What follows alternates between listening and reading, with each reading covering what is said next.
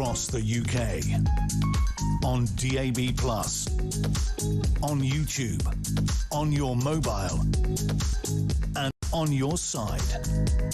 This is Talk.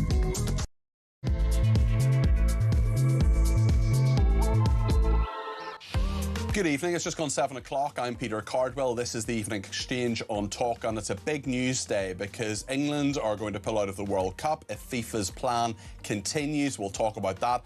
Also, the Prime Minister has been boasting about migrants and saying that he's had success in stopping them boarding the boats. Well, hundreds more of them are rushing to board the Channel dinghies, and at the Morocco-Spain border there is a huge issue there. We'll talk about that. Also, are the wheels coming off the bus when it comes to the Green Party? Zach Polanski will not face action from the Metropolitan Police, but there have been senior figures within his party distancing themselves from him over that Nigel Farage Instagram post share of the man with the guillotine.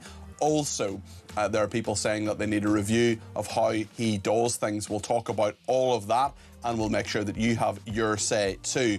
0344 499 1000 is the number to call. We'll talk about Gary Lineker as well. Remember when he put out that image, he retweeted that image of a rat representing Jewish people, the most anti-Semitic, or one of the most anti-Semitic things that you could think of. Well, he's the real victim, according to him. And also he says Palestine Action, criminalising them, is wrong because it's old ladies being demonised and criminalised. Well, what about the people who took a sledgehammer and broke someone's back? I think they should probably be criminalised as well. We'll talk about nuclear submarines. We'll talk about a number of other issues as well. There's wildfires spreading across a drought-hit Britain. And we have an exclusive on migration too from Isabel Oakeshot's team. We will hear all about that in a minute or two. I want to hear from you as well. 0344 499 1000 is the number to call. You can text me 87222 with the word talk in your text. You can tweet me at talkTV. Follow me at Peter Cardwell. Send me a voice note, less than a minute, please. Send me a WhatsApp text message or give me a ring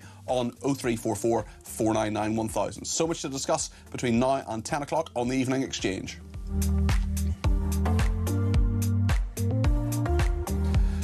Well, on the T-shirt row with Zach Polanski, let's just take you through the day. Adrian Ramsey, who's one of the Green Party MPs, distancing himself from his party leader, Zach Polanski. This is what Adrian Ramsey told our colleagues at Times Radio. That T-shirt was completely unacceptable, and we need to be absolutely clear about that. All of us in public life have to be absolutely clear that political violence and even suggestions of political violence are in no way acceptable. And if I was in Zach's position, then I would have apologised. The straightforward thing would have been to say, look, this was a mistake. I apologise for that mistake.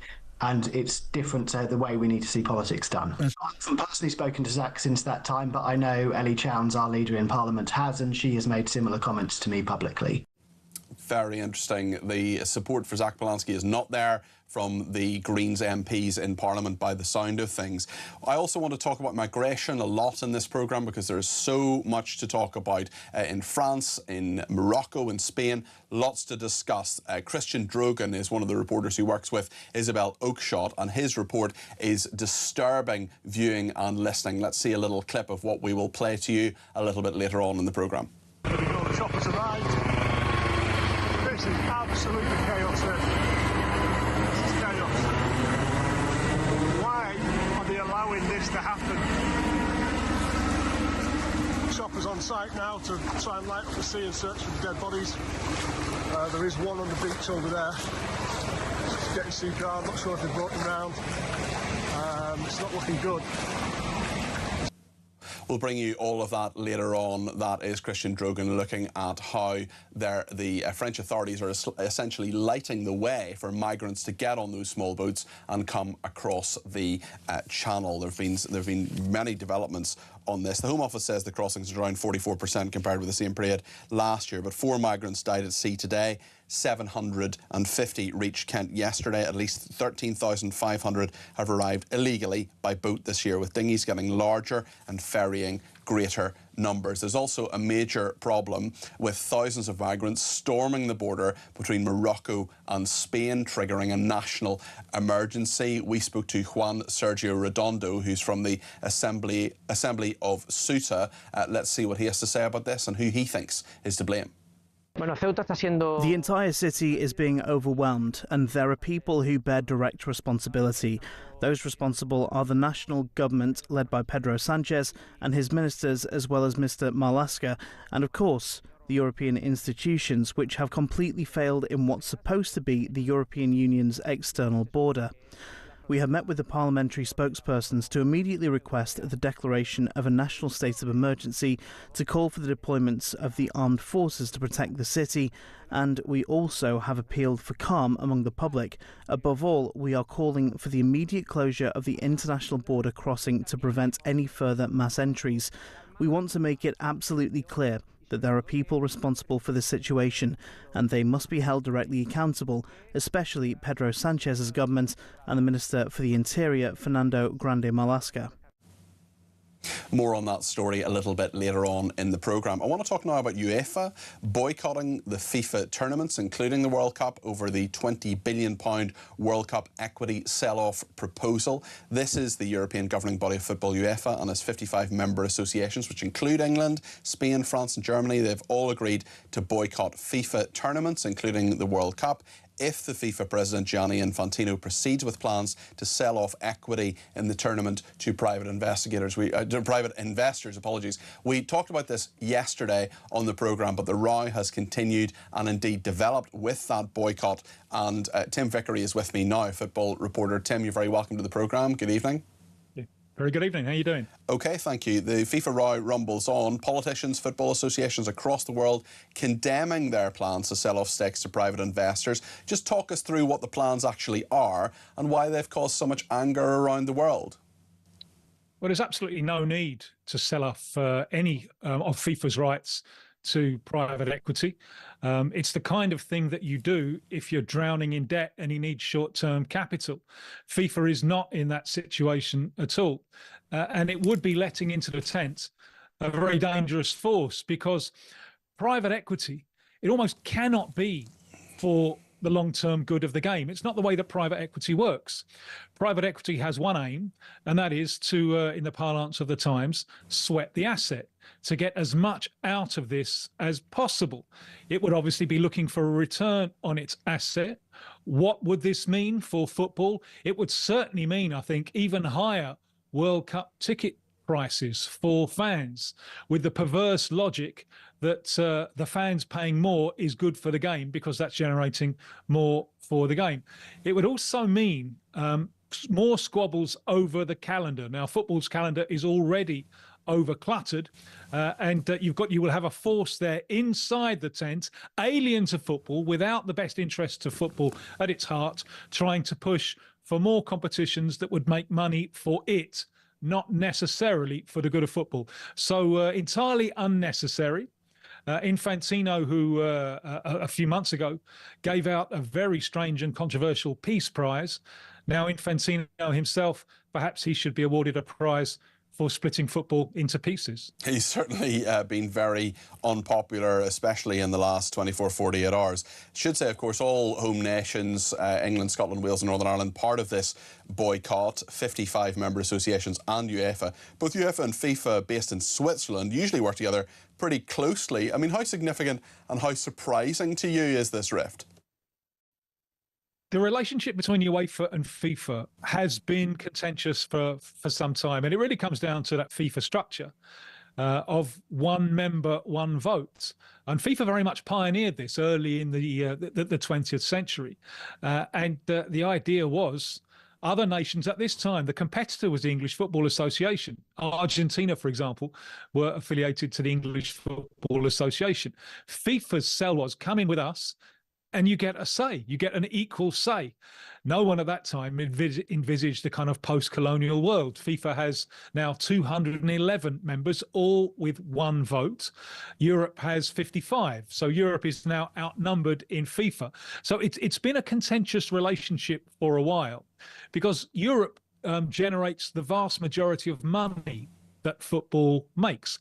Infantino now will try and play this situation as Europe as an opponent to the global growth of the game. The ball now is in Europe's court, I think, not just to protest, but to come up with an alternative project, an alternative inclusive project for the development of global football, one that gives the rest of the world an input, but doesn't involve private equity. If Europe just protests, I think there will be problems. If Europe can offer something to the rest of the FIFA membership, I think there is a way out of this crisis. Why is Infantino doing it now when it's clearly unnecessary? I think some of this comes from the fact that Infantino emerged from the World Cup with his reputation a little bit tarnished. Infantino's power base is largely the global south. He sets himself up as the defender of the global south. The United States, with this very heavy-handed immigration policy, the United States was effectively banning, or certainly making very difficult, the entry into the States for the World Cup of fans, even players, officials of some of the countries, and in one case, the referee from Sudan, who was denied entry. And Infantino, the purported to be a defender of the Global South, publicly did very, very little to defend these members of the football family. So on the back of that apparent failure to defend his power base, he is now using this as an opportunity, if you like, to stuff their mouths with gold, to say, well, I can get some money for you now. Now, this is a short-term cash windfall. It's money now. In the long term, it doesn't really seem clear how this including private equity, makes even financial sense for football. And you talk about the timing. You talk about the timing there, Tim. Do you think it's a coincidence this comes weeks after the World Cup in the USA, involving, as it does, the brother of President Trump's son-in-law, Joshua Kushner? I don't think it's a coincidence at all. The 48-team World Cup, I think it, broadly speaking, was a success. There will be a push now to increase to 64. Maybe UEFA can get behind that as well. But the vital issue here is not necessarily expansion. The vital issue is the involvement of private equity, which, because of the concept of fiduciary duty, cannot have the global interests of the long-term interests of football at heart. The interest of private equity is to squeeze the asset as much as you can. Yep. It's a dangerous force to let inside the tent. It's interesting as well because Infantino has been controversial, as you say. There have been calls for him to resign as FIFA president both recently and historically. If this plan fails, surely he has to go, does he not? Well, if this plan fails, it will mean, I think, that Europe is leading an alternative vision. And if there is an alternative vision, then there is an alternative candidate to Infantino for re-election. So, yes, that would be my reading of the situation, that Infantino is staking his future on this project. It may well turn out to be overreach. And you talk about Europe sort of collectively. How united is it? We know the Czech FA yesterday said they'd actually back FIFA's plans. Are there fissures there already? Well, it seems not today. We heard that yesterday. Today, it would seem that UEFA voted 55-0. Okay. So it looks that Europe is presenting a united front.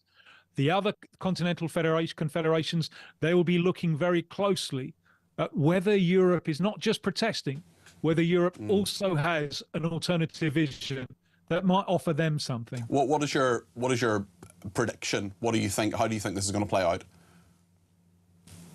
Well, FIFA sits on top of a monopoly of global football. That monopoly is really a legal fiction. Anyone can challenge that. Anyone can go to court and have their own competition outside the auspices of FIFA.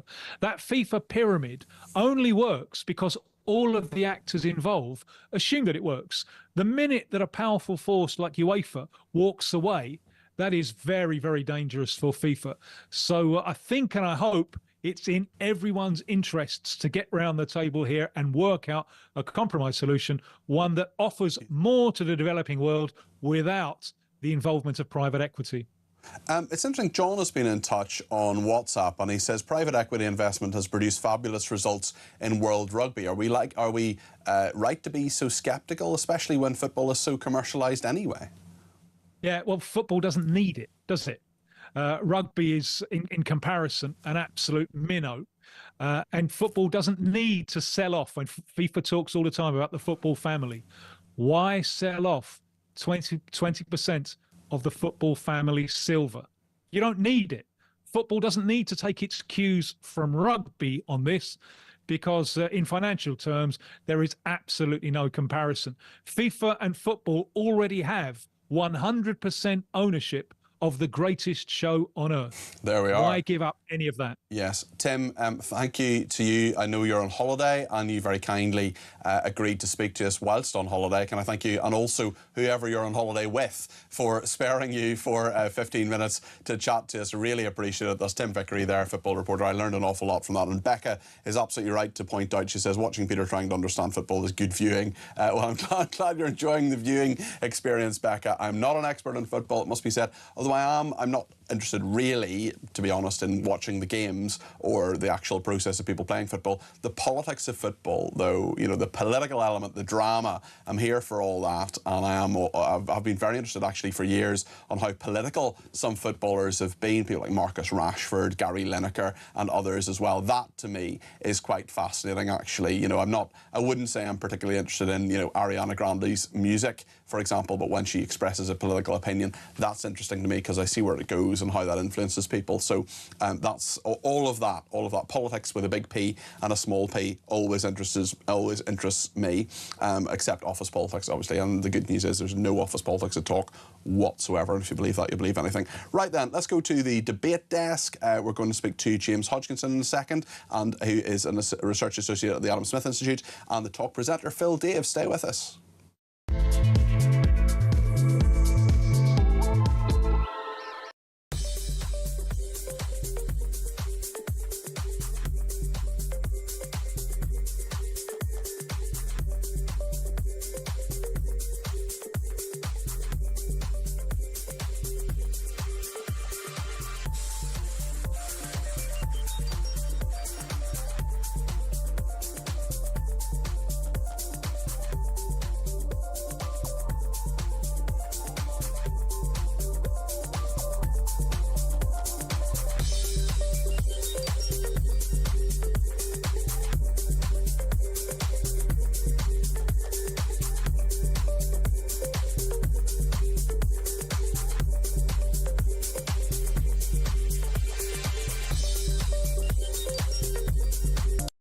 My intention to run for a fourth term as President of the United States. I won 3 times, did very well the second time, by the way. It's a rigged election, but we don't have to talk about it. It's an entire community in their heads, and he knows how to push it and literally send them off. And it, you know, I thought he was actually more restrained last night than we've seen in just his regular speeches. I mean, he's got comedic timing. He is the funniest president we've ever had, and man, he was playing it on all fours last night.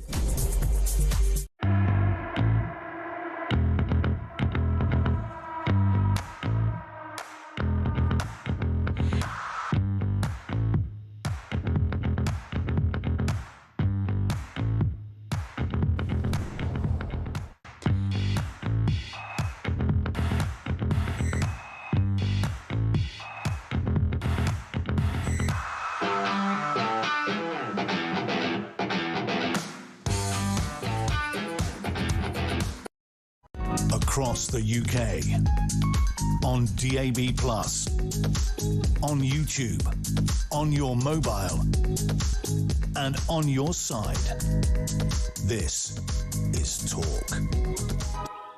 Well, the Prime Minister has been reacting to what FIFA and Gianni Infantino is proposing. Let's just have a look at what Andy Burnham has said about this.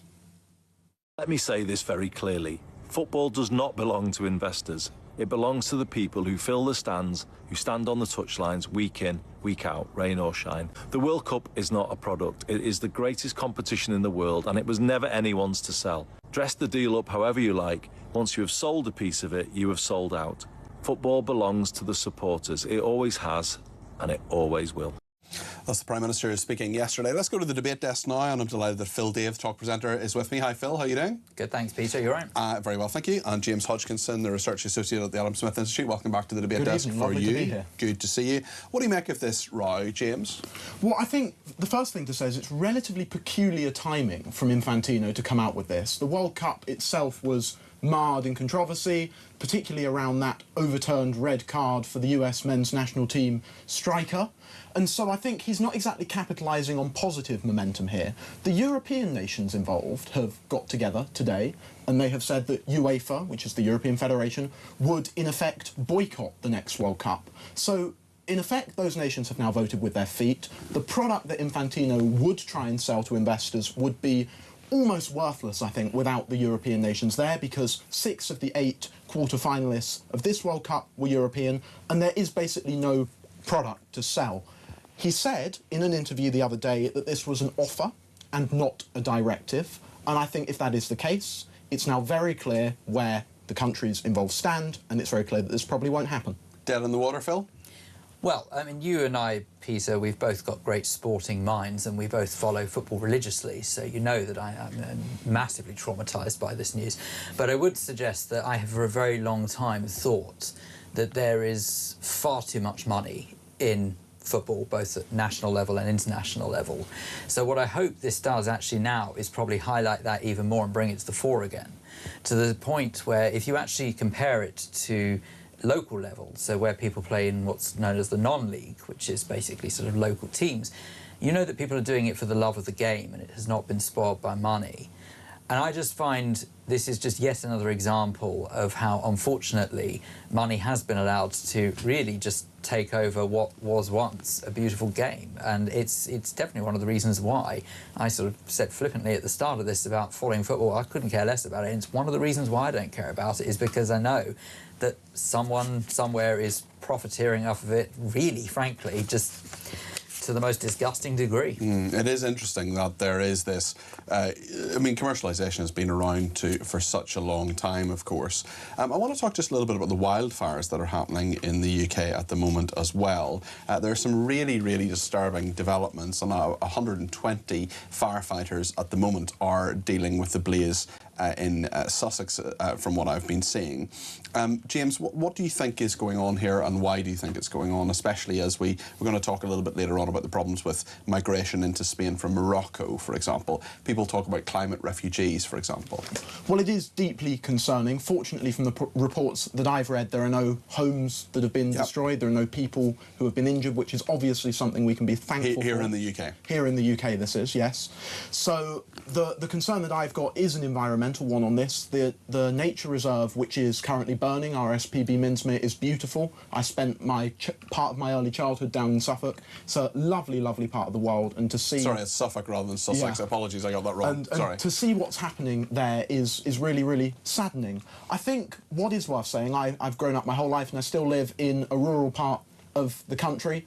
There are changes happening. Farmers are bringing in their crops far, far earlier than they ever did, and communities are concerned. I know my community, for example, down in Kent, are concerned about the impacts wildfires might have there. We need to look at how we make communities resilient. The climate is changing. We know that. It's in front of us. I don't think the evidence can be disputed anymore. So we have to remember here that we've got to equip communities to be resilient for the future, because if we don't, when crises start popping up across the country simultaneously, we're not going to have the resources to be everywhere all at once. It certainly seems a lot worse in continental Europe than it is here, but very, very concerning, and so many resources, so many fire brigades and fire engines and local resilience task forces actually being involved with this, Phil. Yeah, totally. I mean, one thing I will say, James, is that unfortunately I wouldn't hold your breath in terms of sort of saying that we need to be more resilient and more prepared for these kind of things, because I don't think Britain, for as long as I've been around, that's sadly nearly 40 years, has ever been prepared for any kind of weather, whether it be extreme cold or extreme heat.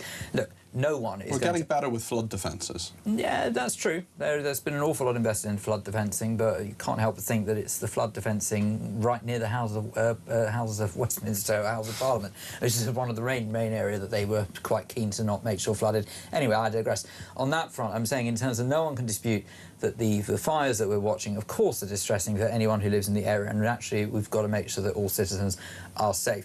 I will say one thing, though, that I don't want us to rush to saying that without a shadow of a doubt it is wildfire, because there have been reports in years gone by where absolutely what was reported categorically as a wildfire actually proved that someone had started the fire. Now, we don't know this is the case with this, so I'm going to keep a very open mind about it, but unfortunately what happened is in years gone by, there was an individual who clearly was a little too hot, no pun intended, hot on the topic of climate change, and decided to start a wildfire, and inverted commas, to prove a point. But even if they are started deliberately, as is often the case, or by carelessness, things like those mobile barbecues and so on, they couldn't spread so rapidly were it not for the dryness that is totally there. and utterly, yeah, for sure. But it is summer, so it is bound to happen. You know, as far as I'm it's concerned. drier than it was. And we had, we've had 4 heat waves this summer. It's one of the hottest summers since 1976. Totally, but I have to say that sort of growing up, I distinctly remember summers being hot. So I'm not entirely sure why people are so quick to say... Not as hot as this.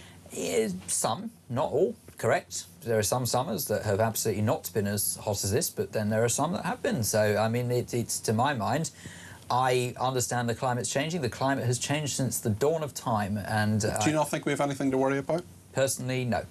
James? This is 1 year where we've had 4 heat waves. It's not every single year for 10 years. OK. Look, I think that quite clearly the climate is changing. Do I think we need to, for example, wean ourselves off fossil fuels tomorrow? Absolutely not. The impact that we have as a United Kingdom on what goes on globally is tiny when you compare us to nations like China. However, there's a difference between that sort of alarmism, going at it whole hog, and making sensible, pragmatic changes to the way we do things. And if that's things like equipping local communities with more fire hydrants in rural areas, I'm happy to support that. OK, thank you both very much. We'll go to a break now, and then 2 big meaty topics I want to get into and I want your thoughts on as well. And you're very welcome to give me a shout about FIFA, about the World Cup, or indeed about the climate or these wildfires, whatever you want to say, however you want to say it. 0344 499 1000. Between now and the end of the debate desk, 2 big meaty ones. One is the Green Party, Zach Polanski, other members of his party saying he should apologise. Interestingly as well, a big problem in Hackney, where this idiotic council has decided to not have a twinning with Haifa in Israel, and they said the deadline to respond to their letter was the 7th of October. If that's not deliberate, I'm a banana. We'll also be talking about the migration crisis as well, which is serious, and Gary Lineker being an idiot, although we could really talk about that any evening. Stay with us here on Talk.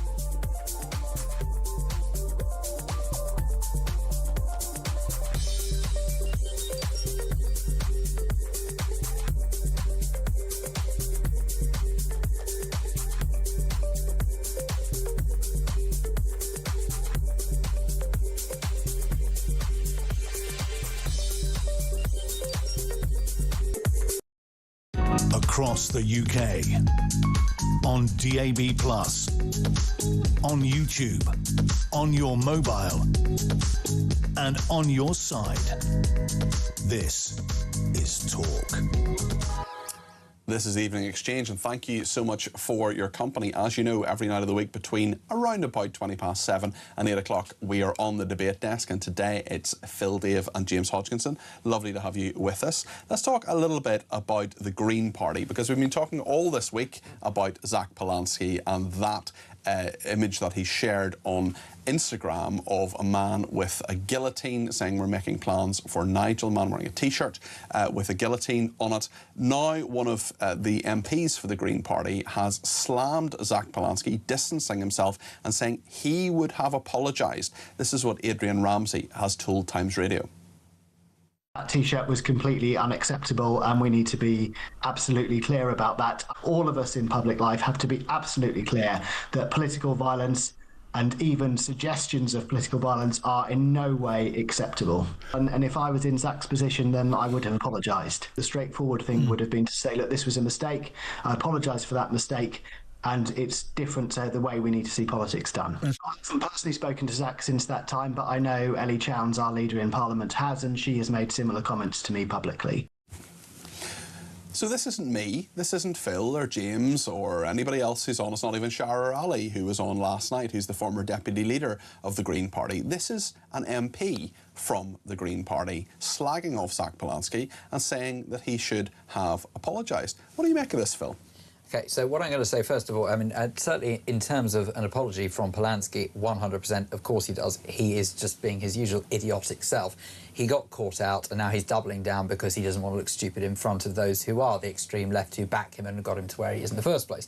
However, I will say one thing. In terms of when Farage and others have called for him to be arrested over it, I don't agree with that, and I tell you for why, is because exactly the same way I don't want to see people on the right being arrested for something they've reposted or said, I simply just don't think that we should be wasting time if it's a case of posting something on social media. I understand the whole argument about inciting violence, but there's a great difference between sticks and stones, I'm just saying. Well, interestingly, even on Somerset Police are apparently going to talk to the man wearing the T-shirt, and he could face legal action. Now, that I would agree with, because then that is ultimately inciting violence, because he has worn something physically that he's walked around with and said, look, you know, I'm encouraging violence here.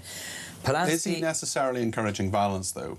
Well, I think it's hard to argue otherwise when you've got a caricature of someone by a guillotine saying that we're preparing this for... I mean, he can make all sorts of excuses, can't he? He can... Nigel Farage is not in that image, for example. He can make all sorts of excuses. He can say it's nothing to do with Nigel Farage. He can say it was just a joke. It's free speech. His social media post says otherwise. Yeah, yeah. Well, yes, you're totally right. But don't get me wrong, I don't really want to see people getting arrested over social media. Do you want to see him getting arrested? I don't know. I tell you what I would actually sort of personally like to see more is using this as an opportunity for the government and other governing bodies to clamp down on social media to try and stamp out this nonsense. This is what I would like. I actually can't bear the fact that we live in a day and age where it is somehow Hold on, Phil. You're talking about free speech and people not being arrested, and then you're saying you want to clamp down. Which is it? OK. So, free speech, no problem with that. I don't want to see people getting arrested for free speech, but I certainly don't want to see this mindless hooliganism, digital hooliganism, I'd refer it to, as saying that that is somehow acceptable. This is not the kind of civilised society we need to live in. Would you say the same thing about Lucy Connolly? Absolutely. Don't want to say. I just don't want to see individuals thinking that it's somehow in any way acceptable to start sort of treating others as if they're pointless. You know, all human lives matter as far as I'm concerned. But that in itself, I know what you mean, Yeah. and I get that. And I do want to come to James in just a second. But as a final question to Phil, I mean, I may think there may be people watching thinking what I'm saying or what any of the three of us are saying is nonsense or rubbish or dehumanising or whatever. They're entitled to their opinion. But we're not inciting violence, are we? OK. James, what do you make of this? Well, first of all, I think the contrast to what Polanski said in the wake of the awful, brutal murder of Anne Widdecombe is clear. He called for calm in that instance, and then he goes and shares this post. The fact that he didn't apologise strikes me as something that a 3-year-old toddler might do, not a man that wants to lead a national political party, become a member of parliament, and maybe even form a government one day. It's ridiculous. On the free speech thing, I agree with Phil that I don't think he should have been arrested for this. I think proving this in court, you know, the bar for this sort of offence is very high, and you've also got 130-odd people that have shared this. They've all got to be treated equally under the law. We've spoken on this programme before about two-tier Britain. I don't want to see two-tier Britain reinvented again. And on your point about social media, the worry I've got, and I appreciate your concerns because some of what's said on social media is awful to read, but as soon as you give a government more powers to regulate this, to decide what is and isn't acceptable, you will end up one time or another, however sooner or later that happens, with a government that uses those powers you give them to suppress speech, Quite right. and that would be my worry. So what about then in that case the onus being more on social media to take more responsibility for the nonsense that's put out there? I mean, I now very openly and happily admit I am totally off all of social media simply because I realise what an absolute waste of time it is, right? And there'll be plenty of people who make money out of it who will tell me otherwise, but I'm sorry, but in terms of actually sort of stimulating my mind and actually sort of reading books and having decent conversation with people, I never got that off of social media. Are you still on LinkedIn? I'm not. Okay. Absolutely off everything. Okay. So, my point being is that if social media were to clamp down more on some of the garbage that is posted on there, instead of putting profit above that, that I would say would be a step in the right direction for society. What do you think is garbage? Because you're talking about inciting violence, and I don't want that to happen, and the law is very clear on what that is, or should be clear on what that is. The implementation of the law is different. But when you say garbage, do you mean people just saying things that are factually wrong, for example, criticising people, being nasty? Yeah, OK, well, I mean, you're quite right, because, of course, what's garbage to me might be treasure to someone else. I recognise that there is obviously a lot of subjective behaviour in amongst all of what is classed as that. But let's, at the very least, look at what the letter of the law says in terms of how a civilised person would treat someone in the flesh, right? If I was to turn to either one of you and say, I'm preparing a guillotine for you, how would you feel about that? But lots of people aren't civilised. Lots of people shout and scream at people and are horrible and nasty. And those people are people who pay their taxes as well. Those people are people who I don't like. I get a load of stuff, as I'm sure you have in previously, as I'm sure you do, James. Anybody who pops their head above the parapet in any way, you know, I'm not a celebrity, but I am someone who a lot of people respond to on Twitter. Every single day I get it. And yeah, you get some really nasty stuff. Do I want to... I report the odd thing. I've had a few death threats. But does that necessarily mean that I want people to stop saying, you know, I'm a fat idiot, for example? Well, I'd like them to, but I don't want to actively... I don't want someone to knock their door and tell them to stop doing that. I'm not sure I even want a social media company to stop them doing that. James, what do you think about that element? Well, I think the market is moving in this direction, actually, and as I was scrolling through LinkedIn today in my lunch hour, I noticed Looking for a job? No. They'd come up with a new function called the AI slop report function. Oh, wow. So you can now go on there if you think that something is pointless garbage, as you've mentioned, and you can report it, and the algorithm will probably suppress it for other users, and that is an example. It'll suppress it for you as well. There is a lot more choice in terms of what you can get and see more from this person, see less from this person, and again, with social media companies voluntarily taking more responsibility for what children are seeing. YouTube have done this. Yeah. So these things do happen. I think we've got to be patient. We've got to remember that these things do take time to implement, but if the appetite's there, which I think it is, by the way, I think it really is, and I think what's going on social media in some parts of society is really awful. The appetite's there, social media companies are working on it, and I just say give them a little bit of time and space. Final thought from Phil on this? Yeah, well, as far as I'm concerned, I'm prepared to give them time, but there is the invention of a small matter called AI now that would absolutely rapidly help them clear up some of this misinformation and violent behaviour online if they really want to do it.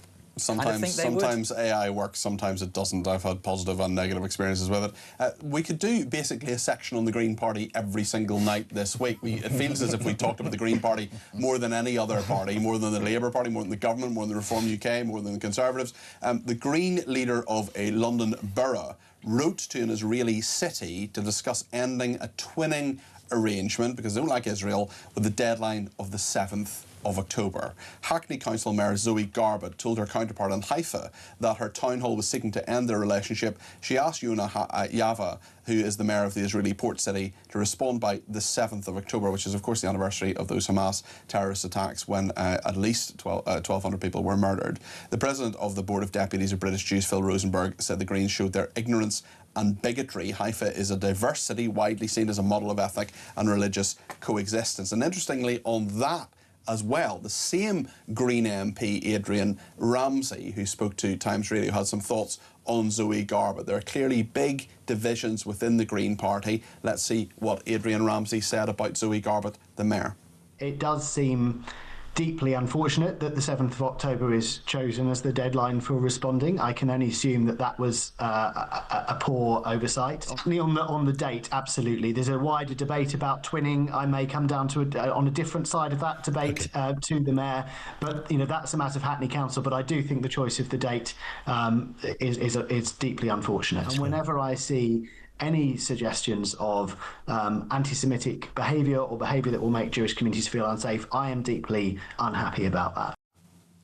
I think what those comments, and his earlier comments as well, and Zach Polanski, illustrate is how the Green Party is essentially two different parties. There are the kind of pro-Gaza wing, of which Zoe Garbett and Zach Polanski are part. And then there are the sort of tree-hugging environmentalists like Adrian Ramsey, who've been in the party for a lot longer, and people like Shara Raleigh, who was the former deputy leader, who we spoke to yesterday. And I really worry about the Green Party because although it's less popular than it was, there are a lot of not just people who are pro-Gaza, but people who are Islamists who are part of that. And I really do question a lot of those opinions, actions, words, including someone who thinks it is in any way a deeply regretful oversight. Give me a break, Zoe. Ms. Garbett later apologised for her deeply regretful oversight and changed the deadline to the 14th of October. I mean, yeah, I'm sure it was a coincidence.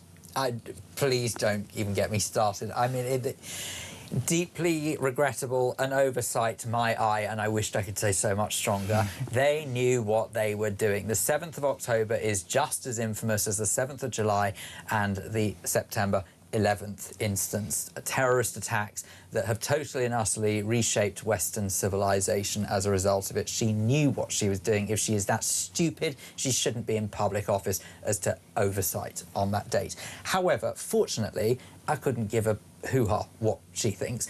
I have to tell you that as someone who has been to Haifa on more than one occasion, it is a beautiful corner of the world, and I don't really sort of think that Haifa needs to be twinned with somewhere as reprehensible that would elect a mayor like that. So as far as I'm concerned, untwin yourself, Haifa, do yourself a favour, you're so much better. Well, look, I think that it was obviously deliberate.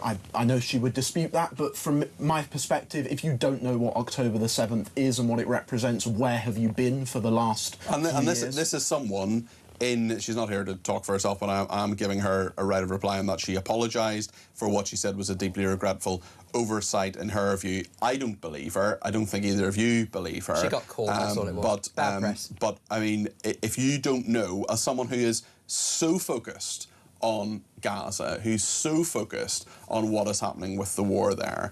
She says this council stands up for human rights and wants to ensure our global connections reflect our shared core values. We want active ethical partnerships that champion peace. Given the ongoing humanitarian crisis and the gravity of the UN Commission of Inquiry records concluding Israel's committed genocide, maintaining a civic connection with what is widely recognised is a military port city and fundamentally at odds with our anti-racist values. I mean, okay, if that's the way you think, and that's what those are your values politically, you're someone who knows the significance of that date. Yeah, and the other thing to say here, I follow local government a lot. I take a real interest in local government. Doing this sort of thing, passing this lonely? sort of... Yes. Is that lonely? It is. Yeah. But it's important stuff, you know. It's really important stuff. Doing this sort of thing takes valuable council time. This Green administration have only been in power since May. And let's bear in mind that there are real issues in this borough. Sort out some potholes. Yeah, they have the second highest rate of child poverty. They've got chronic housing shortages, for goodness sake. But as long as they untwin with Haifa, that's all that matters. Stop playing around with international politics and start doing the job you were elected to do. And this is what I hate to tell you could argue they are doing the job they're elected to do. She probably got in on the Gaza ticket. But I think that's probably true, but I also think James has a very good point, and I think the voters of Hackney and lots of other places who have elected people on things that have nothing to do with local issues, zero to do with local issues, international issues. I mean, when you're thinking about, not everybody does, and I know lots of local government elections are essentially referendums on the national government, that's fine, but if you're electing someone, you're a local councillor because you care about Gaza, I mean, just sort yourself out. Think about potholes. Think about adult social care. Think about bin collections. Those are the things that matter. Is this person better still go to Gaza? Person? You know, we've seen number 10 North. Why can't we see Hackney Gaza? Let's see what happens there. Set up an office there. I don't mind. A tiny bit in the old flippin' side there. Flippin' side it may be, but I'm sorry. But, you know, you've this cretinous excuse of a politician or whatever the heck you want to call it, a councillor. I'm sorry, she's just not even worth the time of day. She's a disgusting excuse of a human being. And as far as I'm concerned, if she thinks it is in any way acceptable, a ridiculous apology or not, to set a deadline date of the 7th of October, then clearly she is either mad or bad. And either way, I don't want someone like that making decisions that could affect any local area or national area. Simple as. She speaks very highly of you. Good. Graham in Bushy has been in touch and says, it seems the wheels are coming off the Greens bicycle, and rightly so. Very good, very good. I said the wheels were coming off the bus. That is very good. Very good there, Graham. Len in North Wales says, the escalation of the migrant crisis to a national security level should see King Charles, as head of the armed forces, order the Navy to push illegal migrants on mega boats back to France. But of course we know it will not happen to protect the British people as usual. Len, we are going to talk about migration in just a second. Stay with us on the debate desk and let me know your thoughts on all of this. 0344 499 1000. Stay with us.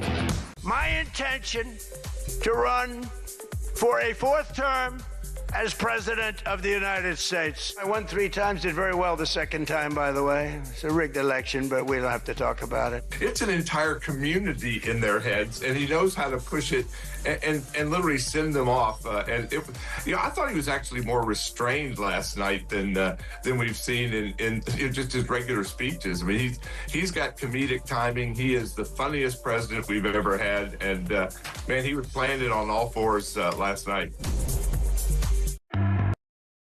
Across the UK, on DAB+, on YouTube, on your mobile, and on your side. This is Talk.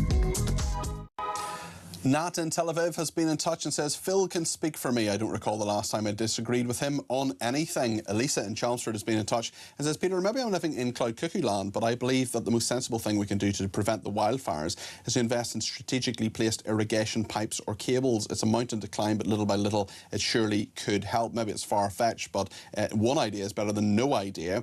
She also says, well said, Phil, on Haifa, Hackney, who needs it? Better off being untwinned with a council run by Islamists, in her view. Paul says Zach Polanski is a habitual liar. Polanski and the Green Party are complete idiots and shouldn't be allowed anywhere near politics.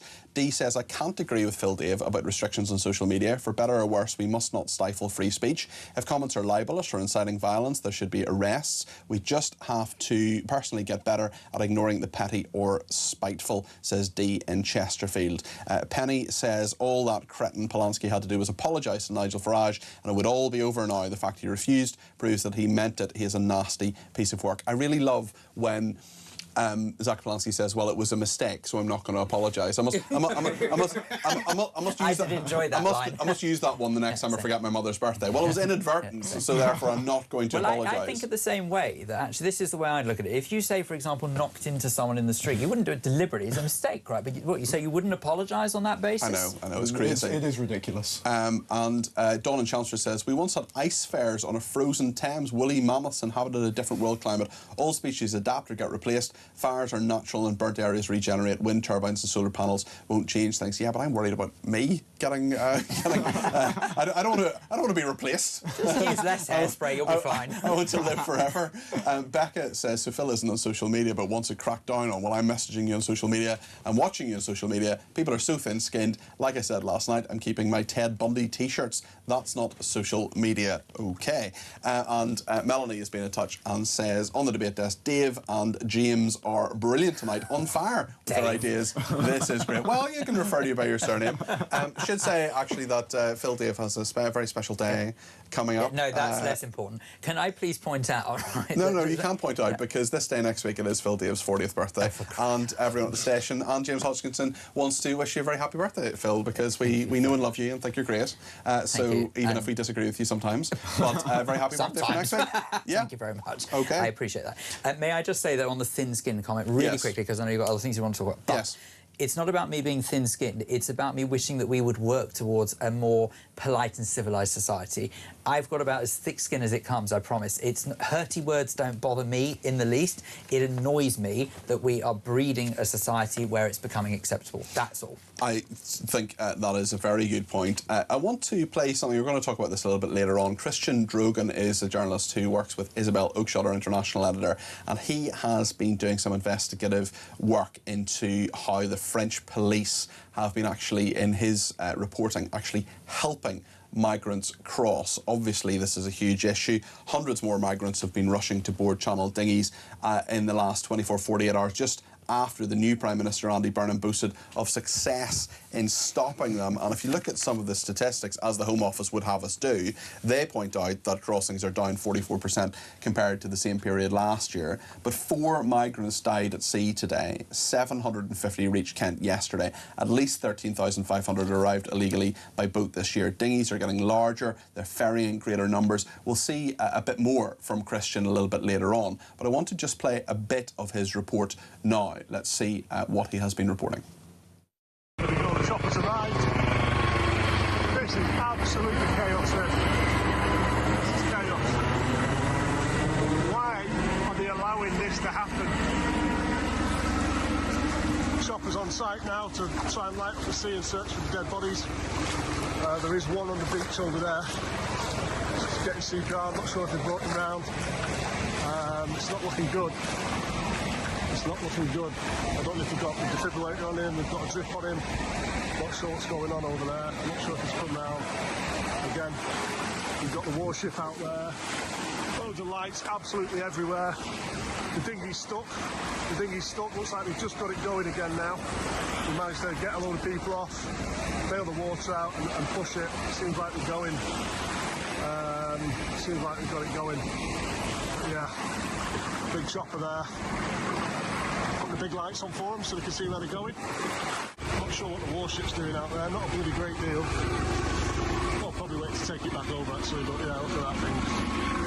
Shining its lights down there, the blue lights everywhere, fire brigade, ambulances, police, you know, wild scenes. And guess what? All this so they can invade our country. What do you think of Christian's report and what he has shown us there? We also see, and we'll come on to in a second, about what's happening in Spain. Phil. OK, well, I think the important thing to say is that we've got to look at context here.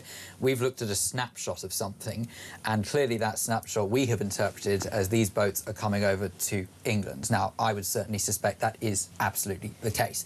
But we obviously don't know it for sure. It could well be that they were being pulled back to France. I don't know. But let's just go on the basis that it was a dinghy heading over to the UK again. And I would say that this just demonstrates that the French could not care less about working with Britain to resolve this crisis. So let's admit that the French aren't going to help us. Let's stop sending money to them. Let's say, bad mistake, shouldn't have done that. And instead, now let's put that money that we were going to send to them into our military to protect our shores. That's what we should be doing at the very least, and treating these individuals as the threats they are. They are not refugees, they're invaders, they are a threat. Well, it's not just this video, it comes along a big trend of content that I've been seeing and watching and listening to over the last few days. Chris Philp did some really good work where he actually went across over the channel. He was fired on, in fact, by one of the French vessels, so they obviously weren't keen that he was there. But look, the thing is, I live in Kent, so we are right on the brunt of this.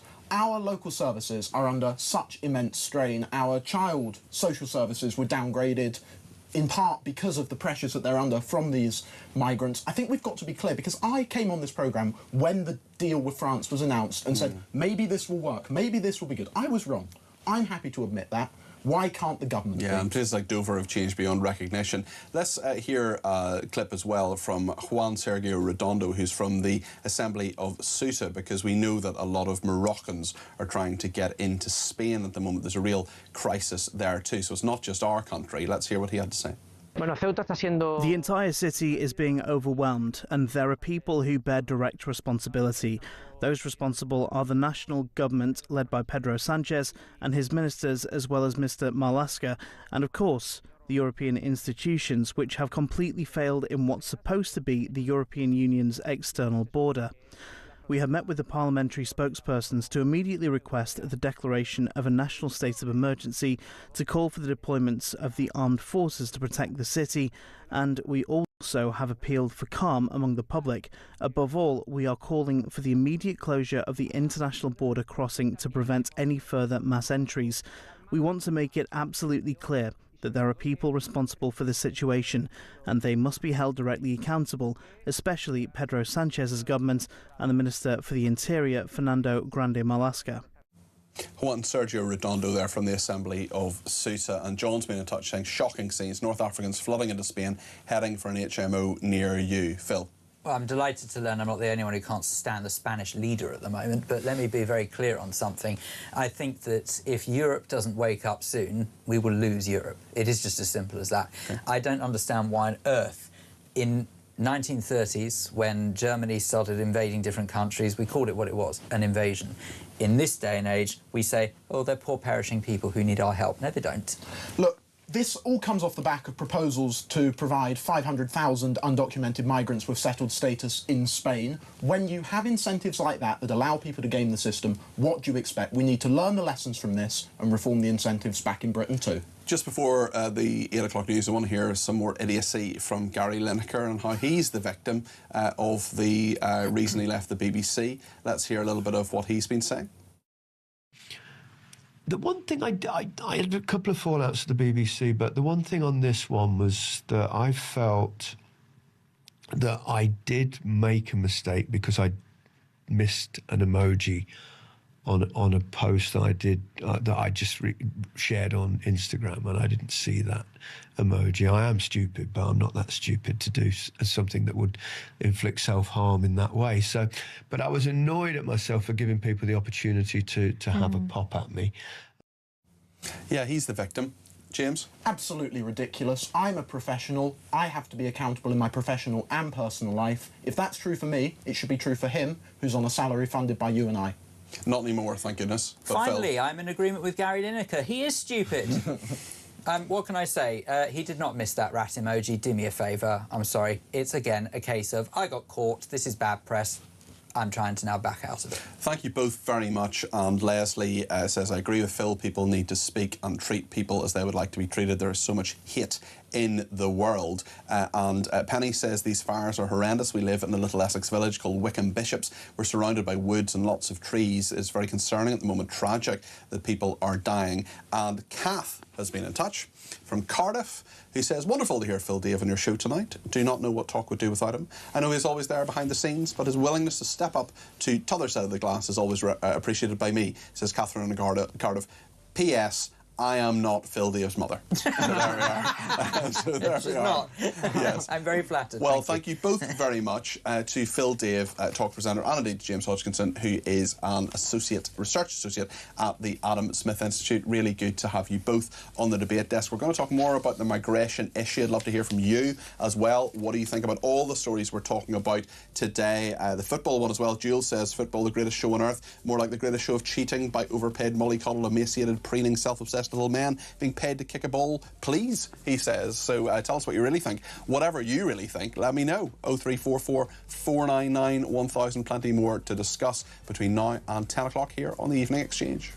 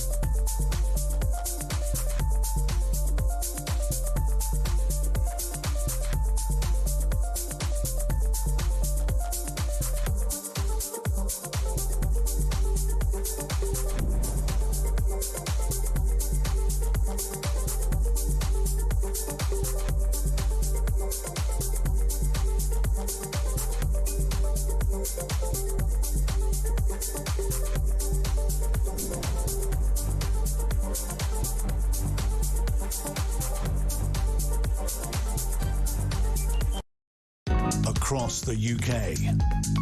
On DAB+, on YouTube, on your mobile, and on your side. This is Talk.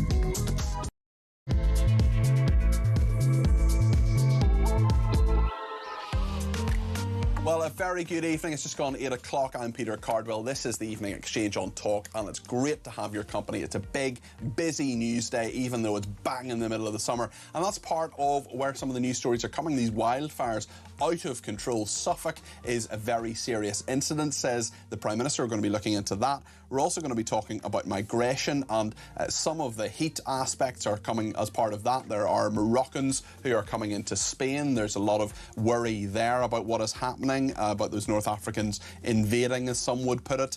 Also, we have an exclusive report from Isabel Oakeshot's team, from Christian Drogan, who has been finding out what has been happening with the boats coming across the channel. We'll talk to Mark Littlewood about that in just a second. We'll get your views on all of this too, of course. We'll talk about the Mayor of Hackney in London slammed for giving an Israeli city a deadline to respond because they didn't want to twin with them anymore. What was the deadline? Of all of the 365 dates she could choose, she chose the 7th of October. Give me a break. And when she says, oh, it was an error, it was inadvertent, yeah. Where have we heard that before? I think your leader, actually, Zach Polanski, who is having all sorts of problems with his own party as well. Also, Andy Burnham out today talking about a nuclear submarine investment that's going to protect the UK and boost jobs. Well, is it? We'll find out about that. Loads to discuss, and I want to hear your views on all of this, including the football controversy too as well. We talked about FIFA in the last hour. 0344 499 1000 is the number to call. You can text me 87222 with the word talk in your text. You can tweet me at talkTV, follow me at Peter Cardwell. You can follow me on Instagram as well at Cardwell Peter is the one on Instagram. You can send me a WhatsApp text message. You can send me a WhatsApp voice message, or you can give me a ring on 0344 499 1000. So much to discuss here on Talk. Stay with us.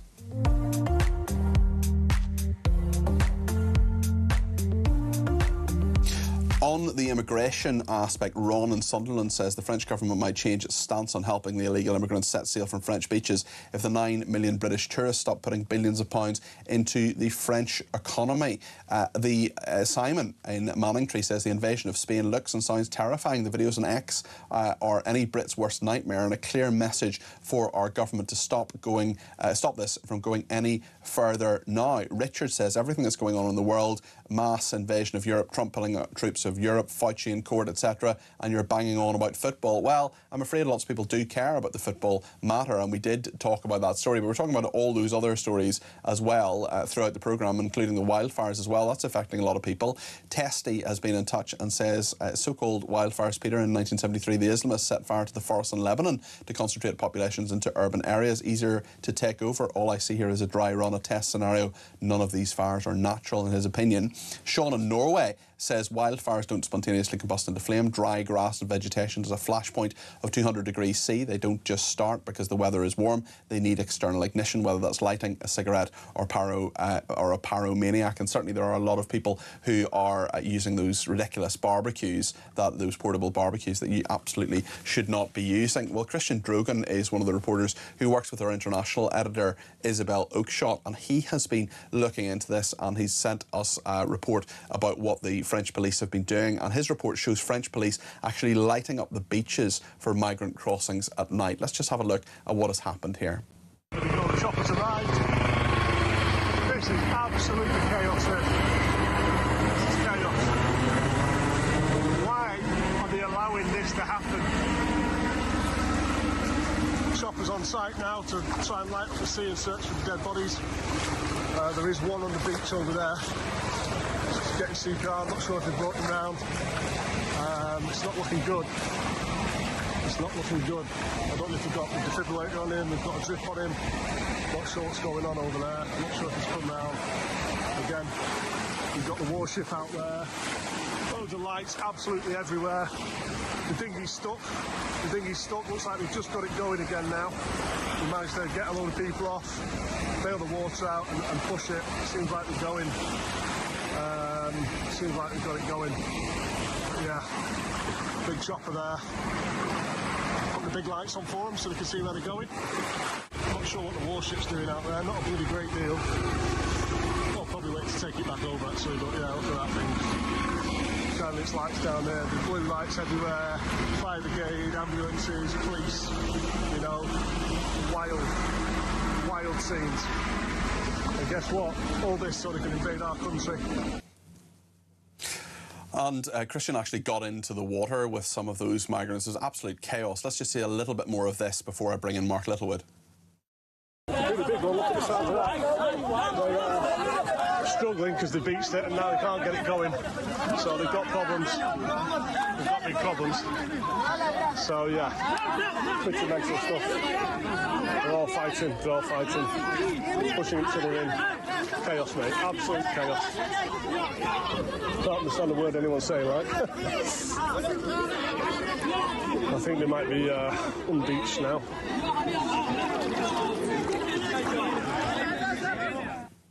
Christian Drogan reporting to us there in exclusive. He works with Isabel Oakeshott, our international editor.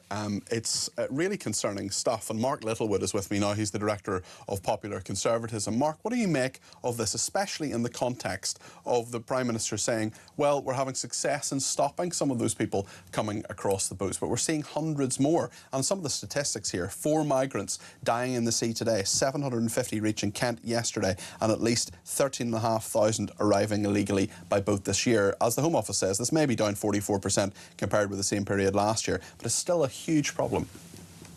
Yeah, Peter, you're right. I mean, it's really grim to look at this because, I mean, it's just a terrible situation. You obviously don't know the individuals on the boat. But look, human beings will chase the pot of gold at the end of the rainbow, right? They will risk their lives to do it, and many will lose it. We know that 4 people have lost their lives in the Channel today through chasing exactly that dream. We cannot rely on French border force to sort this out. We cannot possibly believe that we're going to stop these boats leaving France. What are they supposed to do? Stop people leaving their country? We need to stop the magnet at our end. It's inhumane for us to continue to broadcast to people that if you get here, you will get such and such. I mean, a right to seek asylum with, what, an 80% chance of getting it. Certainly housing and food at the expense of the British taxpayer. There is a pot of gold at the end of the rainbow in England, so people will risk their lives to get it. We need to stop the pull factor, I'm afraid, Peter. We cannot possibly believe that the French are going to stop the push factor. I have listened to, I think, almost every word that Andy Burnham has said publicly as Prime Minister. That's part of my job. And I am fairly sure he was Prime Minister for a week, a full week, without publicly uttering the word immigration. He talked about it in the Panorama interview, which was on the BBC on Monday night, and I am pretty sure, I'm happy to be corrected, but I'm pretty sure that is the first time publicly as Prime Minister he used the word immigration. Why do you think that is? And do you think he actually has a plan or a desire to sort this out? Look, I don't want to be rude to our incoming Prime Minister, even though I disagree with him on many things. His only plan to sort it out seems to be that Shabana Mahmood is the Home Secretary, and that shows I'm serious. Well, again, I don't want to be rude about the Home Secretary, but what is the plan here? What's the overarching strategy of the United Kingdom? Until we change our laws about what people will get when they arrive on our beaches, what your legal rights are if you put your hand in the air and claim asylum, and how much money is going to be spent when you actually make it to this side of the channel, nothing will change. Nothing will change. I mean, you can clip it at the edges, Peter, right? We might arrest a few of the people who are running these boat enterprises, but we can't win.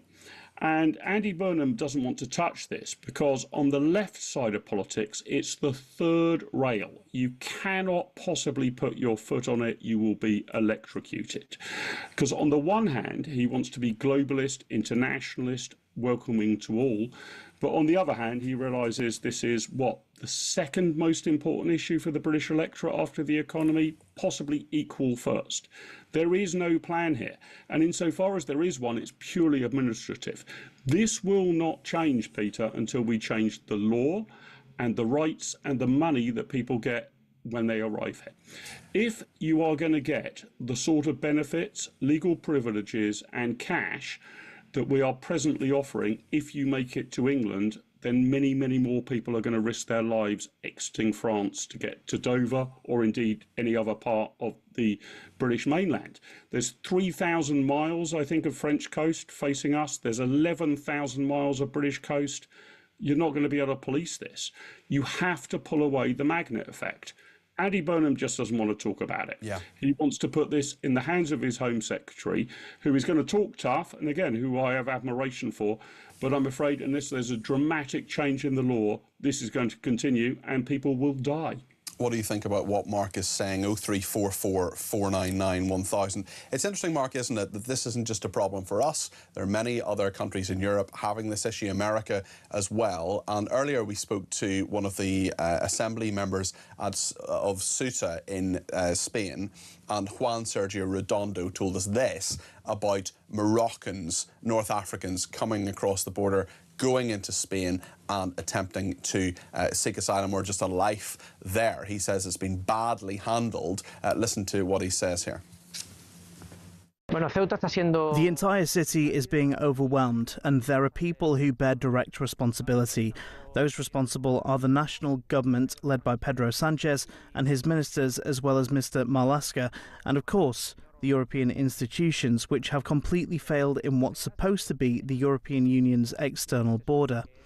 We have met with the parliamentary spokespersons to immediately request the declaration of a national state of emergency to call for the deployments of the armed forces to protect the city, and we also have appealed for calm among the public. Above all, we are calling for the immediate closure of the international border crossing to prevent any further mass entries. We want to make it absolutely clear that there are people responsible for this situation, and they must be held directly accountable, especially Pedro Sanchez's government and the Minister for the Interior, Fernando Grande Marlaska. What do you make of that and the Spanish handling of this? Because they are very, very worried, Mark, about what is happening there. Is their approach better than ours? Well, it's a slightly different issue, obviously. I mean, essentially on the small boats, but you have to accept, Peter, that's only a percentage of the problem for Britain. Yes. But North Africans are likely to come into Spain, possibly Italy. You know, it's a geographical issue. And, you know, we're seeing the footage now on the screen. I mean, do we believe these people, all of whom look like young men, are genuinely fleeing persecution in Morocco for fear of their lives, or are going to Spain for other reasons?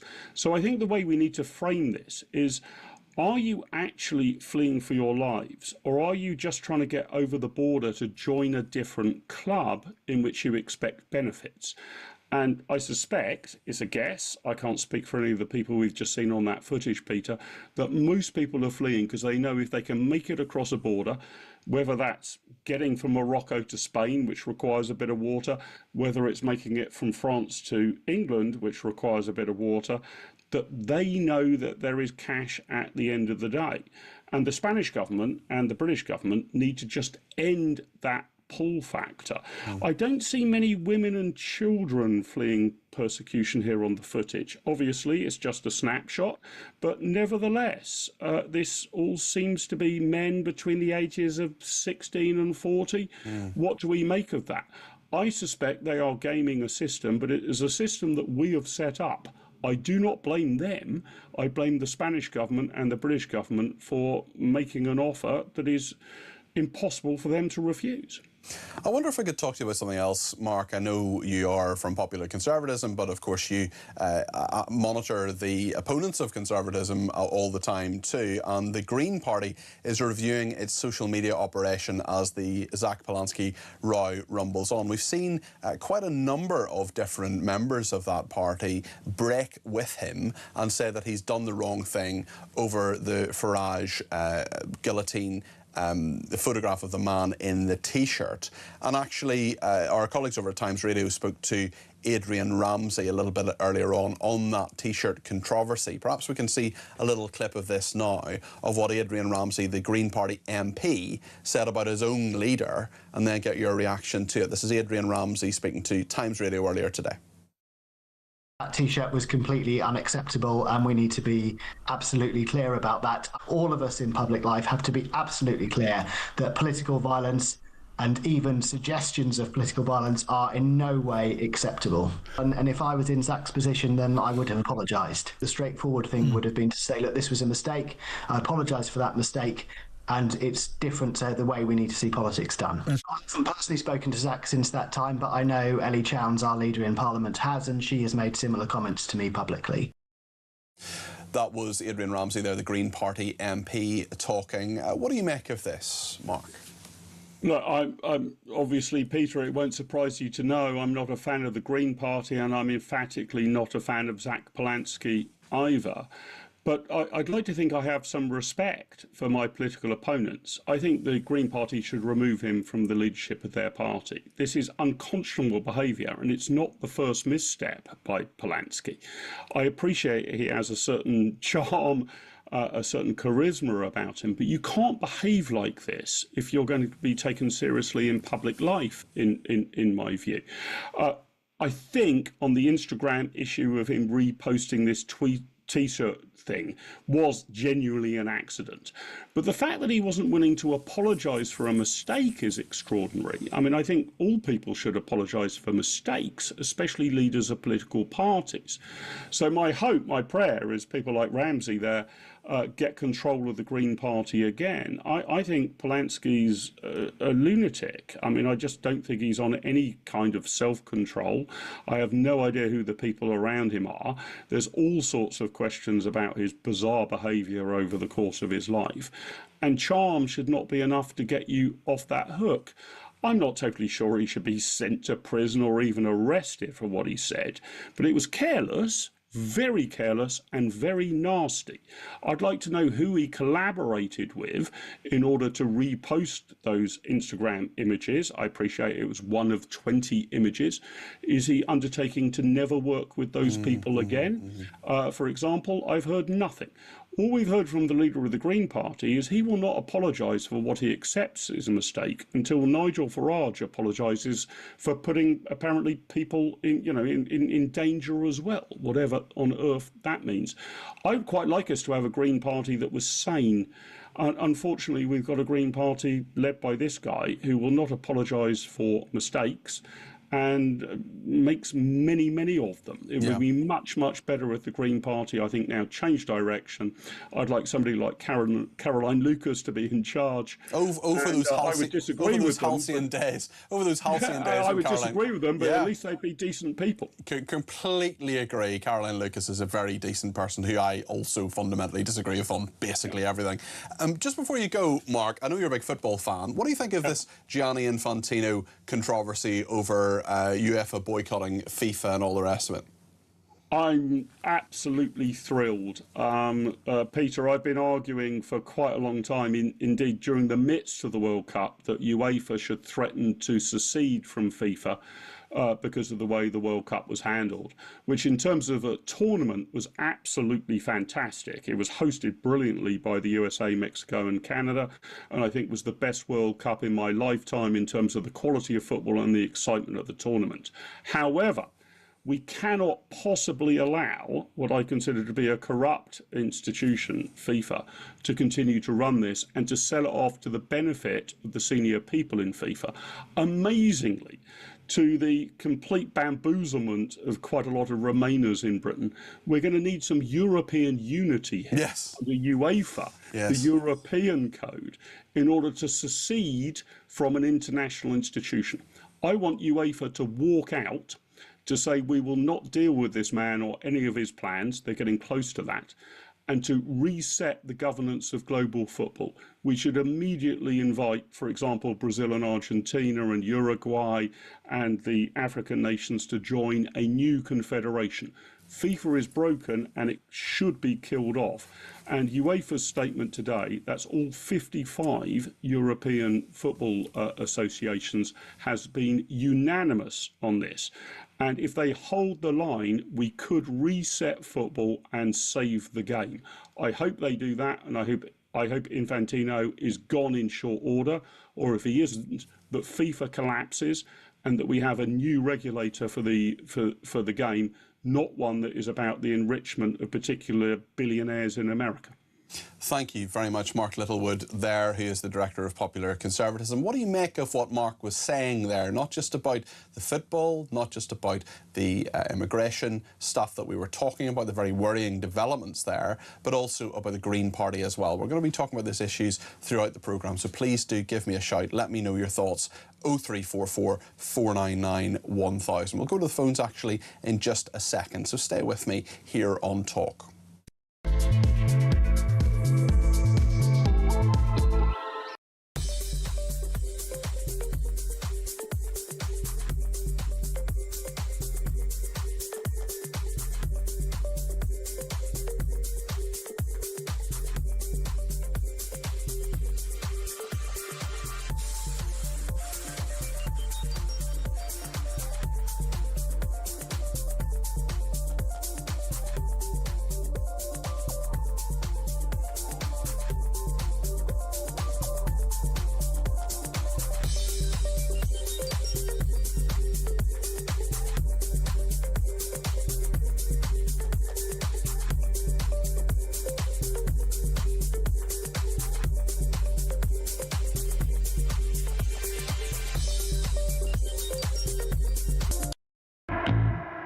My intention to run for a fourth term as President of the United States. I won 3 times, did very well the second time, by the way. It's a rigged election, but we don't have to talk about it. It's an entire community in their heads, and he knows how to push it and literally send them off. I thought he was actually more restrained last night than we've seen in just his regular speeches. I mean, he's got comedic timing. He is the funniest president we've ever had, and man, he was playing it on all fours last night.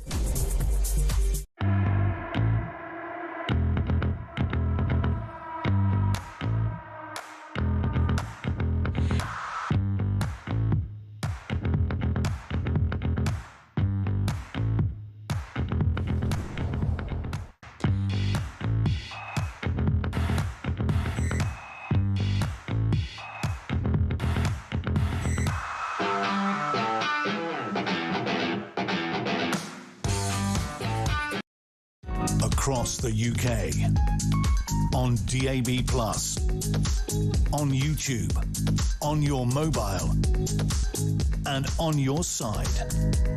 This is Talk. Tony's in Essex and says, I heard on the French news one fire was started by an electrical fault on the grid's overhead cables. Ironic that green energy appears to have caused the fire, says Tony. I thought the government, says another texter, were making efforts to find where these dinghies were coming from. Is it still Germany? Why aren't they destroying them? We cannot go on like this. We're dying as a country. On the Green Party, Jill's been in touch. This is the same Green Party who a few months ago went door to door in my area asking to look through people's food cupboards to see if there are any poisonous products, their words, that had links to Jewish businesses so they could be destroyed. It was a school day and these idiots were lecturing my 8-year-old daughter about why Jewish goods should not be bought. It said they were poisoned, said they helped kill children. This on her way to school. I'm only a small person, but I literally booted one particularly vile man off my property for telling my my child that the goods were poisoned. Jill, that sounds absolutely dreadful, and good for you for getting rid of them. Penny says, when we've been to Australia, we've often been told that quite a lot of firefighters join because they are arsonists who set the fires and enjoy trying to put them out. I didn't believe it, but apparently it's true. Not all, of course, but it's not uncommon at all. Interesting as well, an Infantino, Testy says, Testy, where does that nickname come from? I want to know. I want to know. My nickname, no, I'm not going to tell you. My brother has a nickname for me which referred to my weight as a child, shall we say. But I shall not share what that is. I asked him about it the other day. Tessie says, on Infantino, genius by UEFA to embargo his World Cup plans. At the very least, they can have an extra European Championship as a temporary replacement till FIFA reins their neck in, or just go solo and take others with you like PDC did in the darts. Very interesting thoughts there. Let's go to Jason in Sheffield, who's given me a call on 0344 499 1000. Jason, I know it's the migrant situation that's on your mind this evening. What would you like to say? What I'd like to say is everyone keeps banging on about how good Shabana Mahmood is as a Home Secretary, how she's doing such a good job. What do you think? Well, could someone tell me what... I mean, she announces a lot. Yeah. But could someone please tell me what's actually been enacted, what she's announced? So the first thing that she would say is that the Home Office would say that crossings are down 44% compared with the same period last year. So things have got better under her watch. They're still coming, but not as many of them. Yeah, well, that was down to the previous government, really, wasn't it? They would say that too. I mean, do you think her kind of mystique is actually worthwhile? She does seem to be a bit tougher than Yvette Cooper. I'm not entirely sure what Yvette Cooper actually did for a year in the Home Office. She may be tougher, but like I was saying, what has she actually got through? Yeah. What have they actually enacted? There's nothing. There's a lot of legislation, but is it stopping these people coming? What do you think needs to happen, Jason? What legislation, what change would you like to see from the government to stop this issue, particularly with small boats? I don't think, to be fair, Peter, I think we've gone to the point of no return.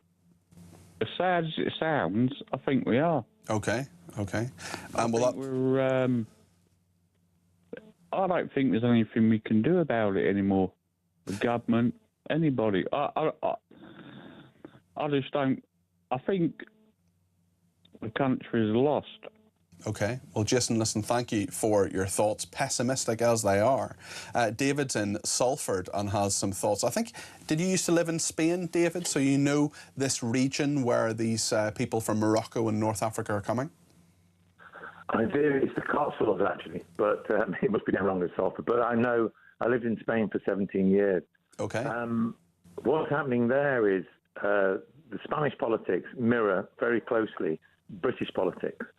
The Ministry of Interior in Madrid on the situation in Ceuta has basically refused to intervene with the army. Now, the army that's based in Ceuta is the Legion, which is the Novio de la Muerta, and they're refusing to, or the Ministry of Interior are refusing to push back these immigrants. And it's almost like a collapse of Ceuta. A lot of friends in Spain are really, really worried about this situation. Yeah, it is a very, very difficult situation, certainly. Are you surprised that it has happened, David, with your knowledge of the area? No, because Pedro Sanchez is literally like Keir Starmer and Andy Burnham rolled into one. Very smooth, very left-wing, very anti-Spain, and this is what's going on in Spain at the moment. You'll see the Vox Party, which is, they call far-right, but it's just basically centre-right, trying to defend their own country, and they're seeing huge amounts of immigrants coming in, and it's collapsing all the systems that we're seeing here. And these immigrants will move over. It's almost like a fifth column, if that makes sense. It does, pushing through Europe. Yeah. And it is hugely worrying, especially when the Ministerio de Interior says, and they broke into Spanish, dice, says that he won't let the army intervene. This is really, really bad. British politics need to take a leaf out of what's going on and do something. But again, our Prime Minister, whoever he is this week, are refusing to do anything. Yeah. Listen, thank you for your thoughts on this, David. You said it was the Cotswolds, is that right, David? Yes, the Cotswolds. Well, we'll get. Salford. I was a Manchester-born chap. Okay, we'll get that updated. So the next time you give us a ring, which I hope is not too long, I'll have David and the Cotswolds on the screen in front of me. We'll get that sorted out behind the scenes. I appreciate your call, David. Much appreciated, David, in the Cotswolds there. Melanie says regarding Polanski, like that, Melanie, well done. It is not inciting or encouraging violence. It is tactless, considering that there was an attempted beheading publicised on the news. Police time should be spent sorting out criminals, not idiots, who spend more time online than with real potential constituents. People like Polanski and many others, like Victoria Beckham at her son's wedding, relish the publicity, even if it is bad publicity. Polanski should apologise for inadvertent offence, even if it was caused without any deliberate intention. However, Farage has the money to take the matter to a civil law court if he feels that it is defamation of character. Very interesting thoughts, Melanie. Appreciate your thoughts there, and if you want to give me a ring anytime, as is the case with any of our viewers and listeners, you're very welcome to do so. 0344 499 1000. We'll talk in just a second about nuclear submarine investment. Apparently this investment spending of your money and my money is going to protect the UK and boost jobs. Do we need it? Do we still need the nuclear deterrent? Because that's one of the things that means we're a world power. Can we afford it? Is that worthwhile? And actually, is that the public sector in action, putting money in, creating jobs, and then allowing other industries and service jobs to flourish around it? We'll talk to Colonel Simon Diggins in just a second. Stay with us here on Talk.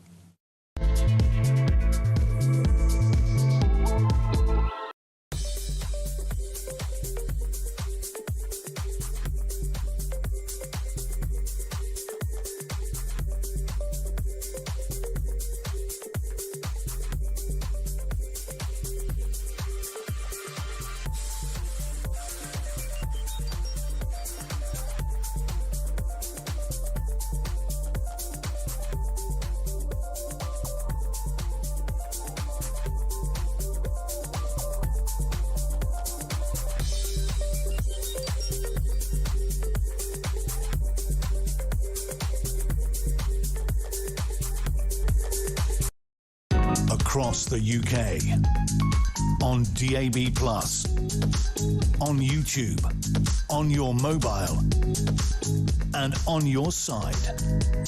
This is Talk.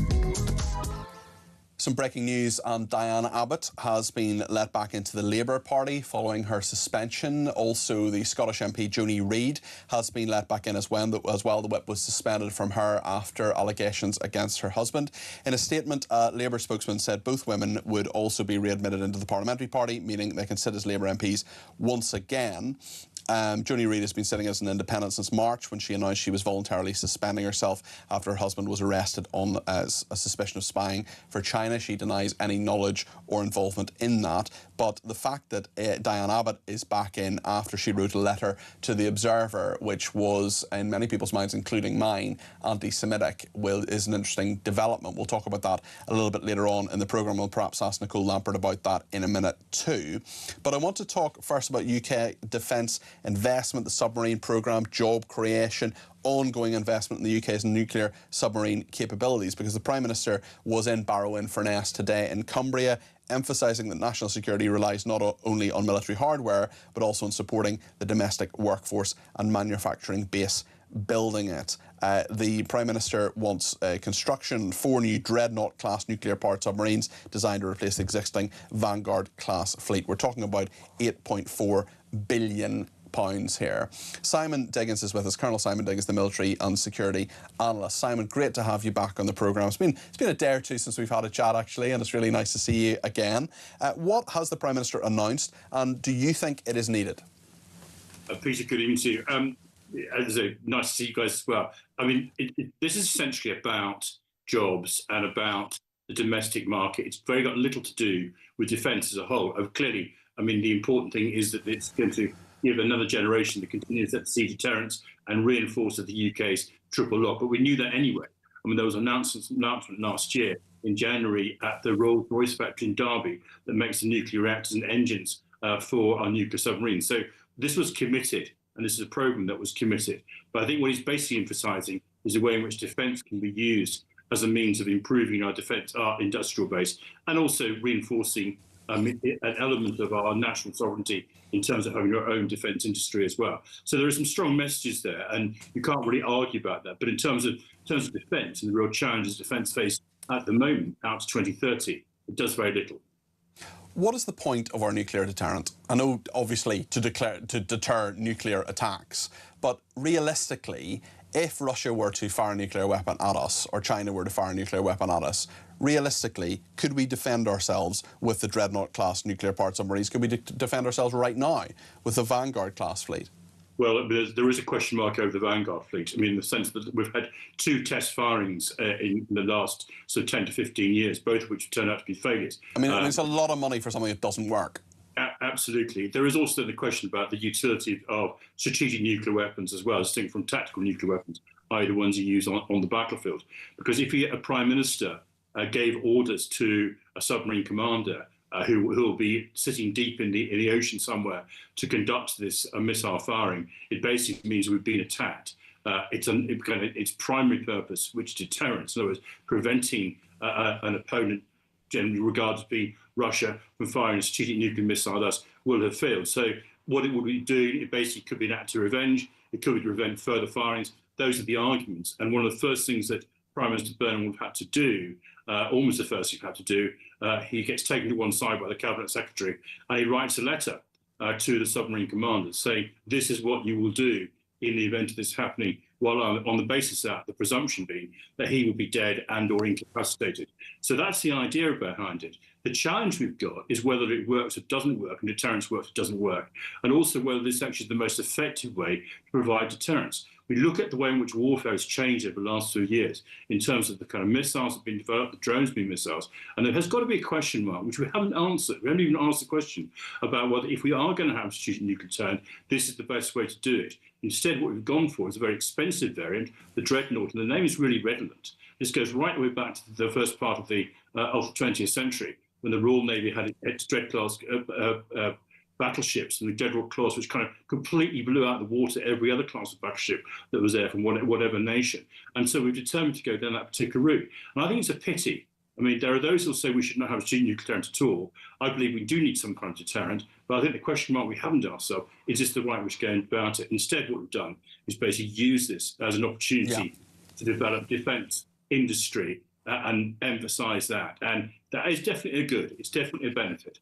But is this the right thing to do? And that's what really, really worries me about what are the alternatives? What do you think should be done? Because there will be some people, as you say, who says, why do we need a nuclear deterrent? We're not really a world power anymore. Who's really going to nuke us? And who do we need to deter? There are others who say, well, actually, it's needed more now than ever. But what's the kind of somewhere in the middle argument and indeed execution of this that perhaps doesn't involve £8.4 billion of submarine?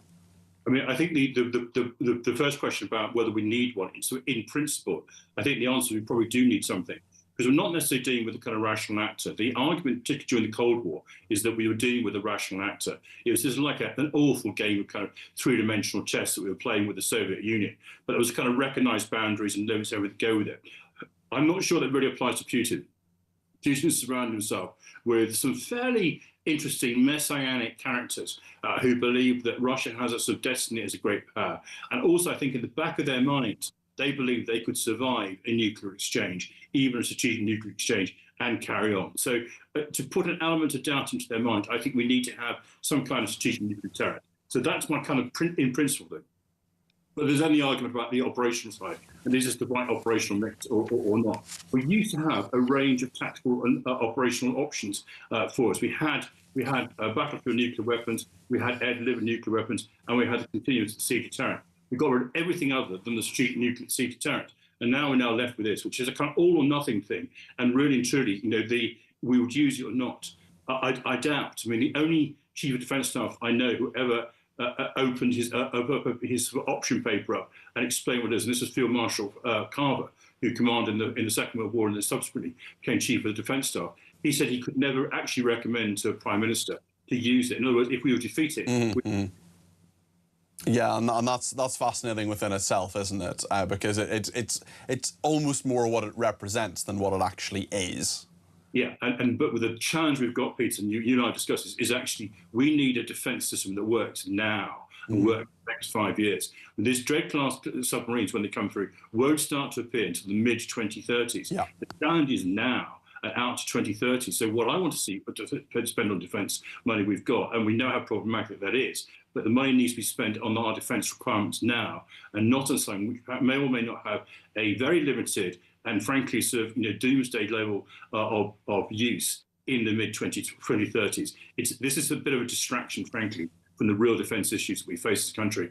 Simon, thank you. That is Colonel Simon Diggins there, the military and security analyst. Really interesting to talk to him about all this. What do you think? Do we need this military defence? Do we need £8.4 billion of your money and my money spent to ensure progress towards deploying the new vessels? But they might not be ready for nearly 10 years. Really interesting what Simon was saying there. And thanks to everybody who's been in touch as well. Leslie says, am I naive? But surely Border Force could turn the boats back to France once they get midway in the Channel. I don't think the government has the will or know-how to stop this invasion.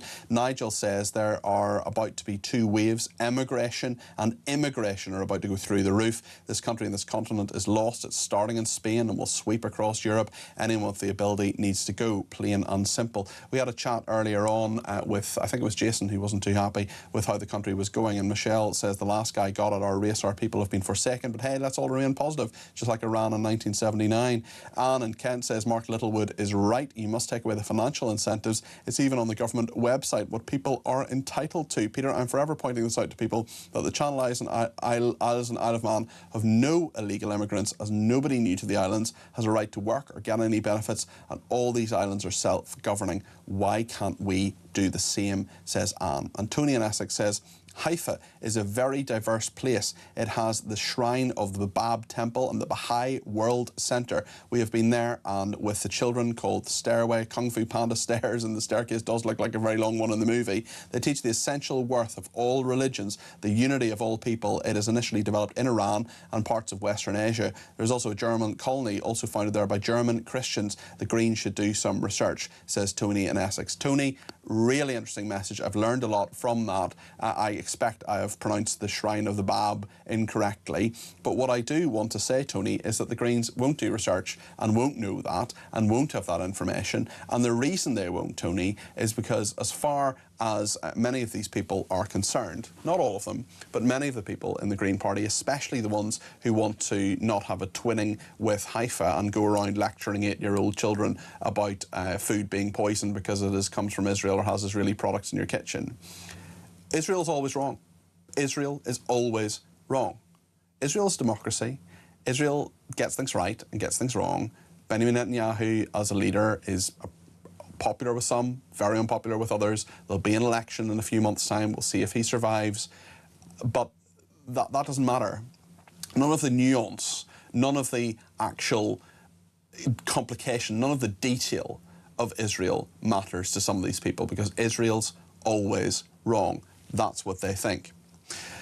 Nicole Lampert is a journalist and broadcaster. I'm going to speak to her next about a number of topics, including Diane Abbott being readmitted to the Labour Party after a couple of years ago an anti-Semitism controversy. We'll talk to Nicole about that. We'll also talk to her about Gary Lineker being an idiot, and the Mayor of Hackney, the Green Mayor, slammed for giving the Israeli city, as I just mentioned there, the 7th of October deadline. Disgraceful, disgraceful, and incredibly wrong.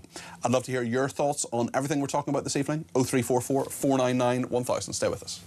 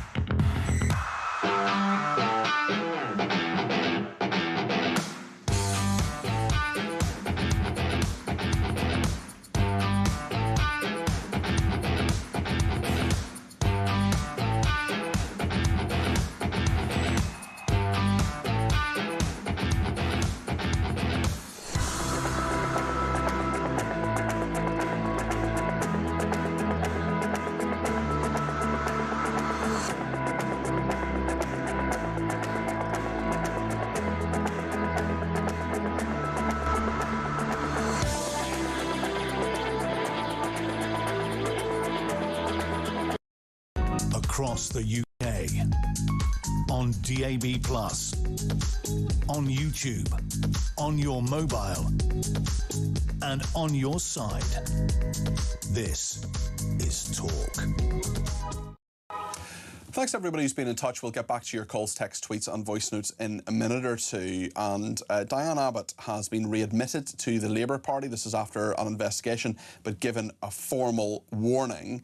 I want to talk to Nicole Lambert about this. There are a couple of other things I want to talk to you about, Nicole, that we originally invited you on about, but this is just the breaking news. I find it interesting, and I wonder what you think, that Diane Abbott, who, let's remember, it was 3 years and 3 months ago when Labour were in opposition, she was suspended as a Labour MP after suggesting Jewish, Irish and Traveller people do not experience racism all their lives. She later withdrew the comments.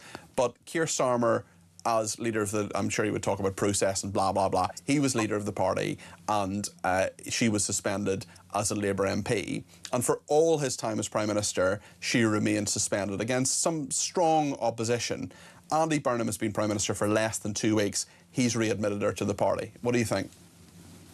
Well, I think this is probably about Andy trying to pull all different sections of the party together and basically she's been suspended, as you said, for 3 years. The comments she said were pretty heinous, not just about Jewish people, about travellers and people like that.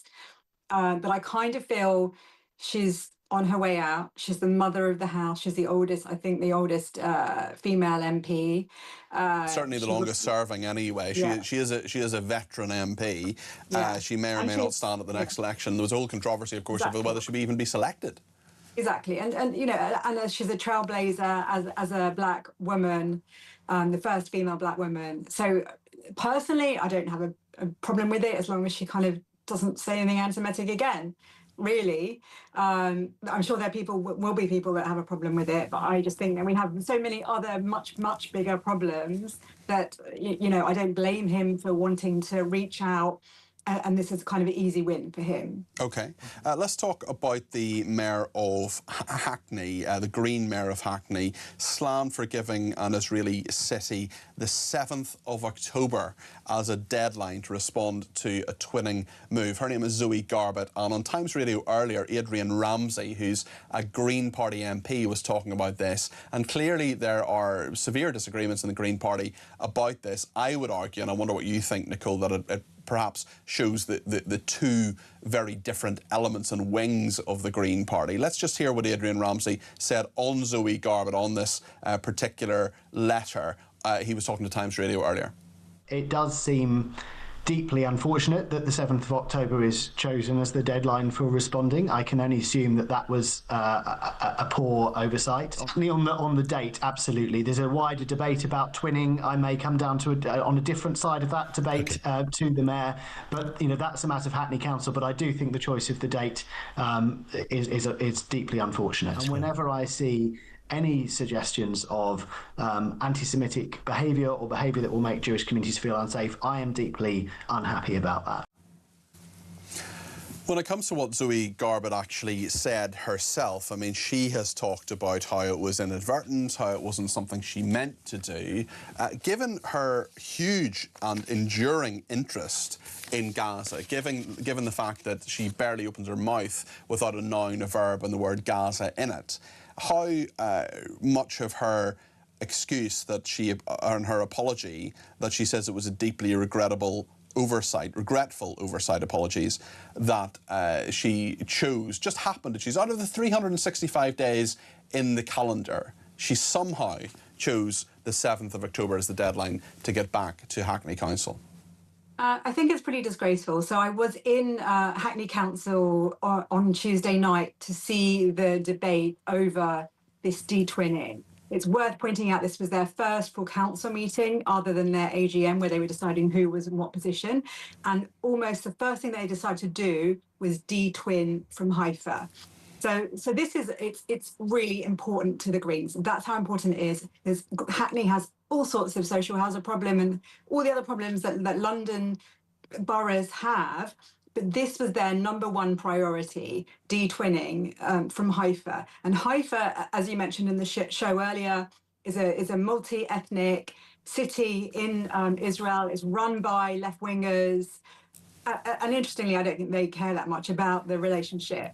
But in terms of the date, whether she did it or not, somebody chose that date. Somebody missed that date. And while they're saying it's because it was a 10-week period, on their own website, and someone someone emailed this to me just before I came on their own website, it said that there should be a minimum of 12 weeks of any sort of change of it in arrangements. So somebody's lying, and why did no one so the 12 weeks doesn't even tally. It would be longer than that, wouldn't it? 12 weeks from now is longer. I mean, the 7th of October is what, 7 or 8 weeks, something, 9 weeks, whatever it is. They're saying it was a 10-week period, and then they tried to make out that actually they're so kind and wonderful to the Jewish population that it's 10 weeks plus or minus the days that are the Jewish holidays. So there's some major Jewish holidays coming up in September. Okay. So that's their excuse for how it came to this random date on a Wednesday. Yeah, I think. The reality is it should have been 12 weeks at a minimum, anyway. So it falls down, and the fact is, anyone who hears the date October 7, surely they would know. And then if you're thinking about Israel... Of course they know. Of course they know. If you're thinking about Israel, how could they not know? They think we're idiots. Found it. They think we're idiots. Yeah. I mean, it does seem interesting, given the poverty in Hackney, given the potholes, given the council issues with social care, given all the big issues that that particular borough of our capital city has to deal with, that this is such a big issue for them from day one. What was the atmosphere like in that meeting, and were there any dissenting voices in this? So I've never been, I used to cover a lot of council meetings when I started in journalism. I've never been at a council meeting like it, where person after person came in with kafirs, and these people were the councillors. These are the Green councillors. So they're literally, and outside of the council building, there was a demonstration, and many of the demonstrators were then inside as the Green Party members. So they've taken over this council. They have really no idea what they're doing. But they did, they campaigned on a Gaza ticket. Yeah. It was part of their nothing to do with being a local councillor, which is nothing to do with being a local councillor. And it felt angry. And the thing is that it was clear that that's what everyone in the council chamber was listening for, because suddenly the atmosphere became more febrile as we got closer to the discussion. There was one particular moment in the discussion where there was a Jewish Green who started coming out with all these Yiddish phrases and basically said that it's not surprising that there's so much anti-Semitism and there will be until every Jew denounces the genocide. And she got a standing ovation from the other Greens. What planet are these people? They just inhabit a different universe. Speaking of people who inhabit a different universe, let's go to my least favourite broadcaster, Gary Lineker. He has given an interview to a particularly pro-Palestinian podcast. Let's hear about how he is actually the victim here when it comes to the rat emoji, and one of the reasons that he thankfully no longer draws a salary from the licence fee payer. Let's hear what Gary Lineker had to say here. The one thing I had a couple of fallouts at the BBC, but the one thing on this one was that I felt that I did make a mistake because I missed an emoji on a post that I did that I just shared on Instagram, and I didn't see that emoji. I am stupid, but I'm not that stupid to do something that would inflict self-harm in that way. So, but I was annoyed at myself for giving people the opportunity to have a pop at me. I don't know about you, Nicole, but I was just cringing through that. Not just the words he said, but almost the kind of, oh, poor me, oh, I'm having such a terrible time, oh, it was all dreadful, and all these nasty people were nasty to me. I mean, again, he is just inhabiting a different planet. He's not connected to the Matrix. Gary Lineker makes me want to puke, seriously. 18 months before he did this, I tackled him at a lunch for journalists. And the reason I tackled him, the main thing was he'd retweeted something. It was a petition to get Israel out of the World Cup or something like that. It was out of UEFA. And he said then, oh, I made a mistake. I didn't mean to. I thought it was a story. And even though we had an argument, I said it wasn't a story, it was a petition. He said, no, it's a story. But he'd been forced to delete it. And part of the BBC guidelines were you have to look at what you're retweeting or reposting. And so to come out as, oh, I'm the victim, I shouldn't have done that. It's like, it's not good enough. You're a liar. And he was getting worse and worse up until the rat emoji. And the rat emoji was basically the final straw. But his rhetoric, particularly against his anti-Zionist stuff, was getting nastier and nastier. He was retweeting the nastiest people, and so the idea. This is what we saw with Zach Polanski, didn't we? In the T-shirt where he's the victim, and this is the kind of typical playbook, isn't it? They do something nasty, but because they cannot ever see themselves as the baddies, somehow they make themselves the victim.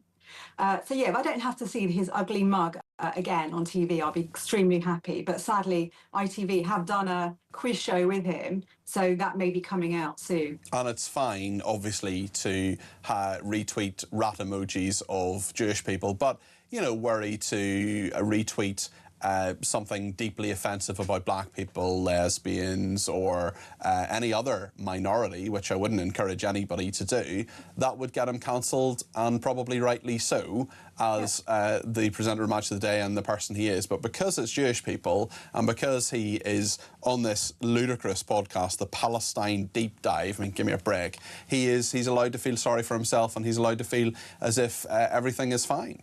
Yeah, no, you're absolutely right, and it's sickening, and I suppose it takes us back to Diane Abbott. Would she have been cancelled if someone had said that about black people? But the fact is, this is where we are, and in many ways, of course, these stories are linked by anti-Semitism, but they're also linked by people not caring enough about it. Yes. People just not caring about the feeling of Jewish people at all. Absolutely correct. Listen, thank you, Nicole. Always good to talk to you. Nicole Lampert there, the journalist and broadcaster, indefatigable campaigner against anti-Semitism. Lenny in Ashford has been in touch and says, I believe we should not blame the French with the problems with the invaders. Angela says, fabulous debate this night. I love James and Phil Dave, a refreshing, cordial mix with no arguments. I'm very concerned regarding the deaths in the migrant boat. Women seem to be in great danger if they dare to try to get into the UK, and Christian was threatened by activists. As a worrying development. Amy says, I'm so scared after seeing the footage of what is going on in Spain. I'm so glad I don't have children. And another one from this person who says, great show as always. Mark Littlewood was spot on regarding the Green Party. I think they have an insidious agenda which I'm not sure a new leader would solve. They've been hijacked by the Gaza mob, and I worry about their future. Excellent précis regarding FIFA as well. So lots to discuss, lots to debate, and there is lots more coming in the next hour as well. We'll speak to David Whitting about all the big political stories of the day. I want to hear your views too. Stay with us.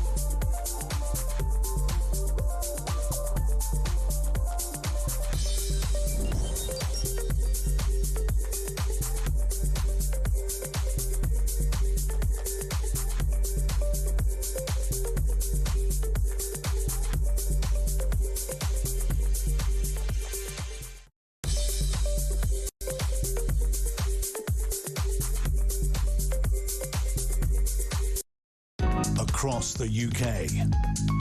On DAB+, on YouTube, on your mobile, and on your side.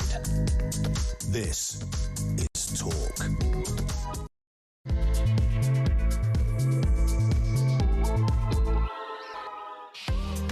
Very good evening. This is Talk. I'm Peter Cardwell. On the Evening Exchange this evening, we're going to be talking about all sorts of different things. We have been talking about it, and you've been reacting. We'll get as many calls, texts, tweets and voice notes on the air between now and 10 o'clock. The Green Party in peril. Zach Polanski still refusing to apologise to Nigel Farage. Now his own MPs are against him on a couple of issues. One on that T-shirt, the other on the Mayor of Hackney, Zoe Garbutt, Hackney in North London, who is wanting to de-twin her area with Haifa. Not that big a deal, I suppose, although it just shows her hatred of Israel, I would argue. And but what it does show as well is the fact that they chose what date? The 7th of October for the deadline to get back to them. Absolutely unforgivable. Also migration, big issue. Christian Drogan, who's from Isabel Oakeshott's team of reporters, he's been seeing French police lighting up beaches for a migrant crossing at night. And, of course, the problems with FIFA and Gary Lineker too.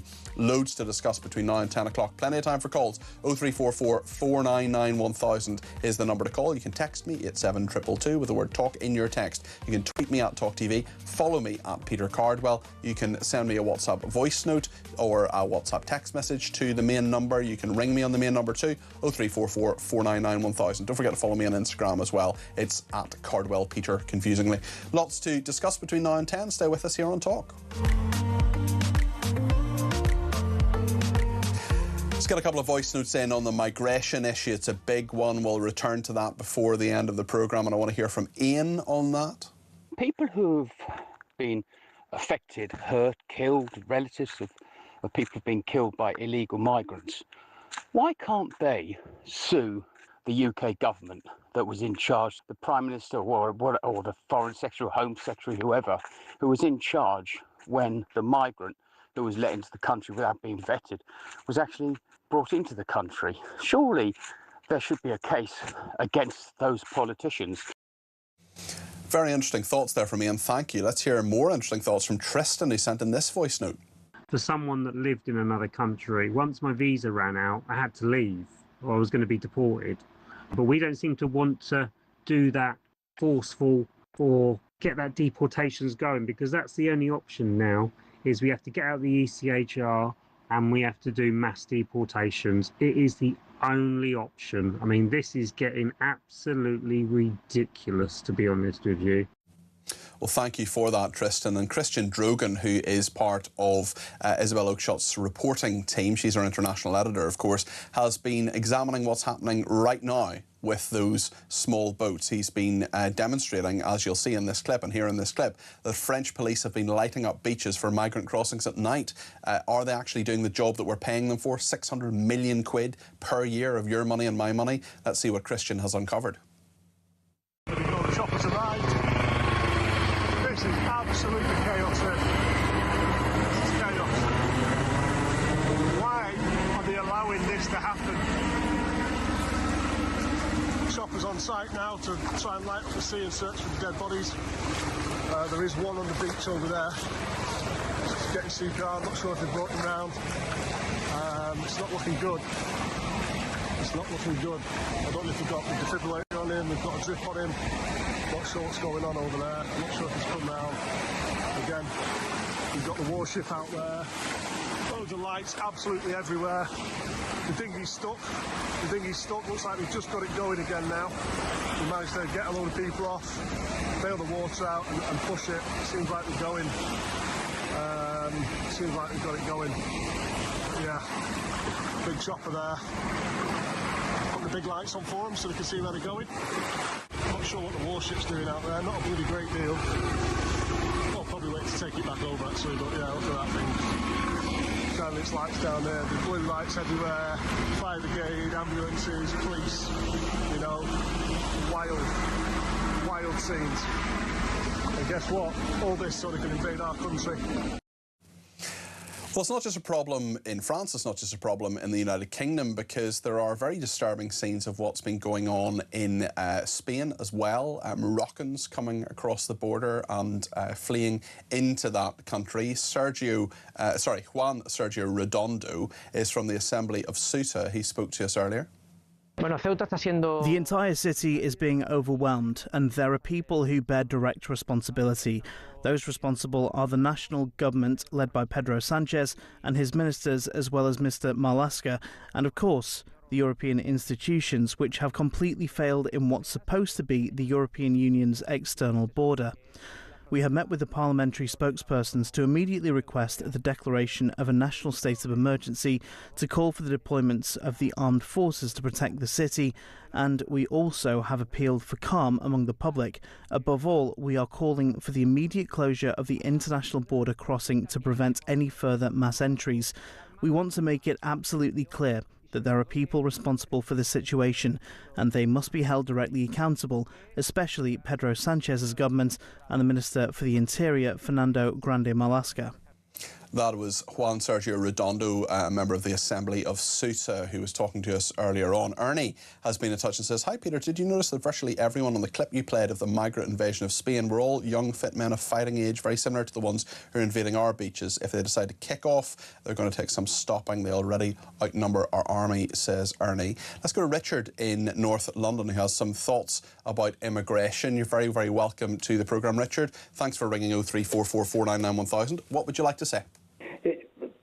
Three quick points, Peter.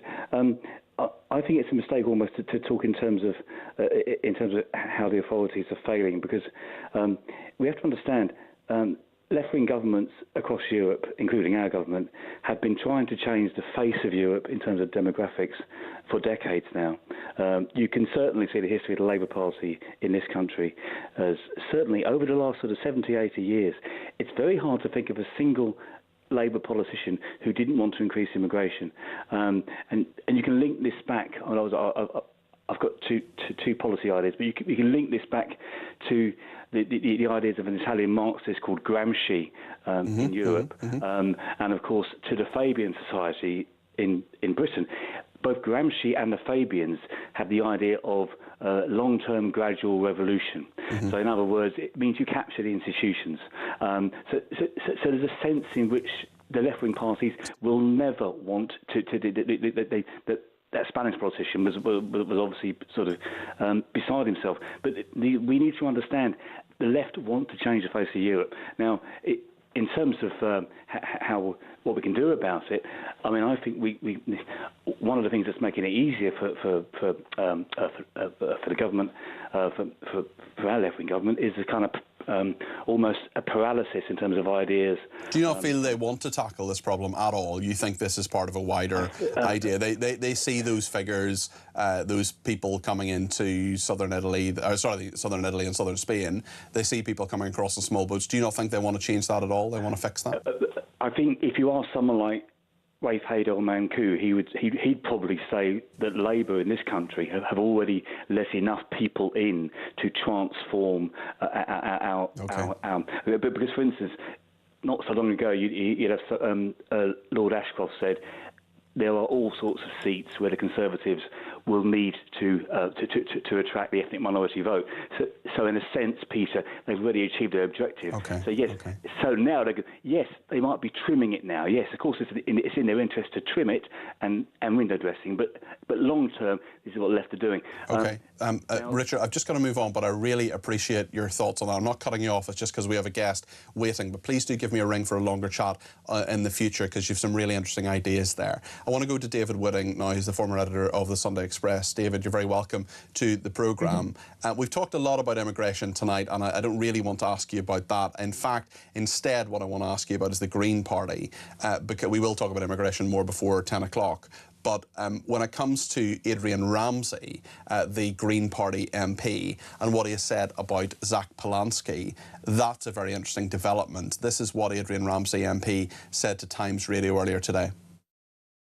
That T-shirt was completely unacceptable, and we need to be absolutely clear about that. All of us in public life have to be absolutely clear that political violence and even suggestions of political violence are in no way acceptable. And if I was in Zach's position, then I would have apologised. The straightforward thing would have been to say, look, this was a mistake. I apologise for that mistake.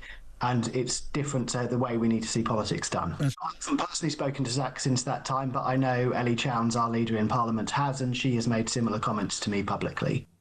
And it's interesting, Zarina has been in touch and says the Green Party have undone years of hard work in 1 week. Scandalous. I feel sorry for people like Ellie Chowns, has proven herself to be a trusted politician. The immigration element, obviously part of this as well for the Green Party, but they do seem to be tearing themselves apart, David. Absolutely. The bounce which the Green Party had when Zach Polanski took over, again, great communicator, likeable by many people, and then he was touching on issues that other people were afraid to venture into. That's all been lost now because the mask has slipped. We've seen exactly what he stands for. And on that interview, he was asked 7 times to apologise. All he needed to say was, "I'm sorry, I made a mistake. I'm sorry for what I've done." He doesn't need to grovel in front of Nigel Farage, but he just cannot allow himself to do that because of his political stance. And all the other things we've seen from him, the campaigning at the Gorton by-election, where they were putting out leaflets in different languages to appeal to the prejudice of a certain element in the community. All of this, it was the politics of division. And we keep being told that Nigel Farage and Reform are the politics of division, but clearly it's the Green Party. And I think that now the people, the old-fashioned Greens, the people who stood for cleaning up the planet, the environment, that sort of thing, will be sitting there wincing and thinking, what have we done allowing this man to take over what was a laudable cause and drag us into the gutter like this? And I think his days are numbered now. I think that video you've just shown shows that people are now starting to come out and say, well, for better or for worse, and probably for better, we've got to get this guy out. Very interesting thoughts there, David. Thank you. I also want to ask your opinion on what the Prime Minister said, and more generally, I know you're a huge football fan yourself, about what's happening with FIFA, what's happening with the World Cup, and so many elements of that, how political that's all become. Let's just remind ourselves what the Prime Minister has said about this, Andy Burnham. Let me say this very clearly. Football does not belong to investors. It belongs to the people who fill the stands, who stand on the touchlines week in, week out, rain or shine. The World Cup is not a product. It is the greatest competition in the world, and it was never anyone's to sell. Dress the deal up however you like. Once you have sold a piece of it, you have sold out. Football belongs to the supporters. It always has, and it... So that is Andy Burnham, the Prime Minister. David, what do you make of what he said? Well, yeah, I agree with him. Football is a game and it's not there for profit.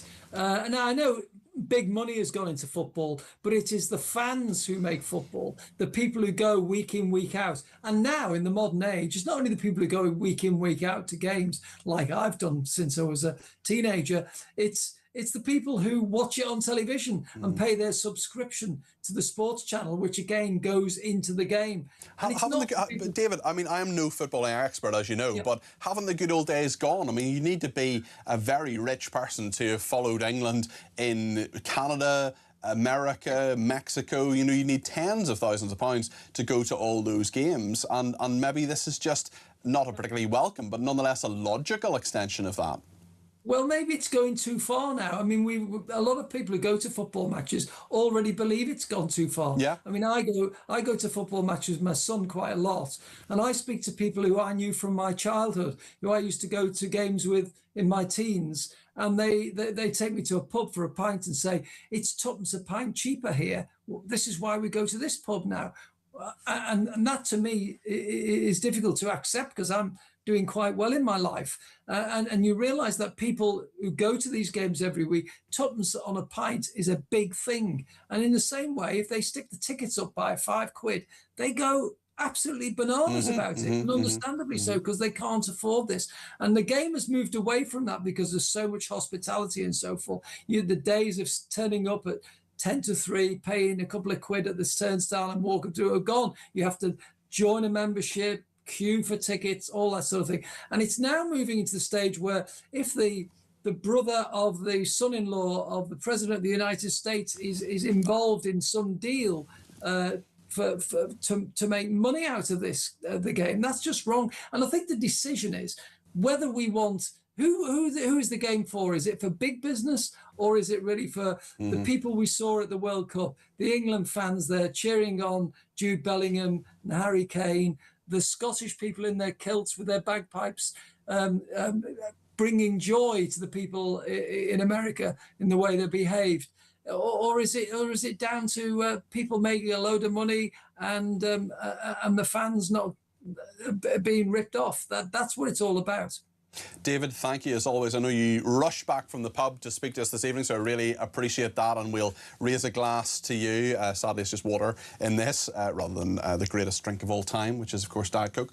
But thank you to Nigel, who says, "Evening, Peter. It is critically important for global security that a country possessing nuclear weapons remains sovereign, stable and governed out by responsible leadership. That is not the UK today, and things aren't improving."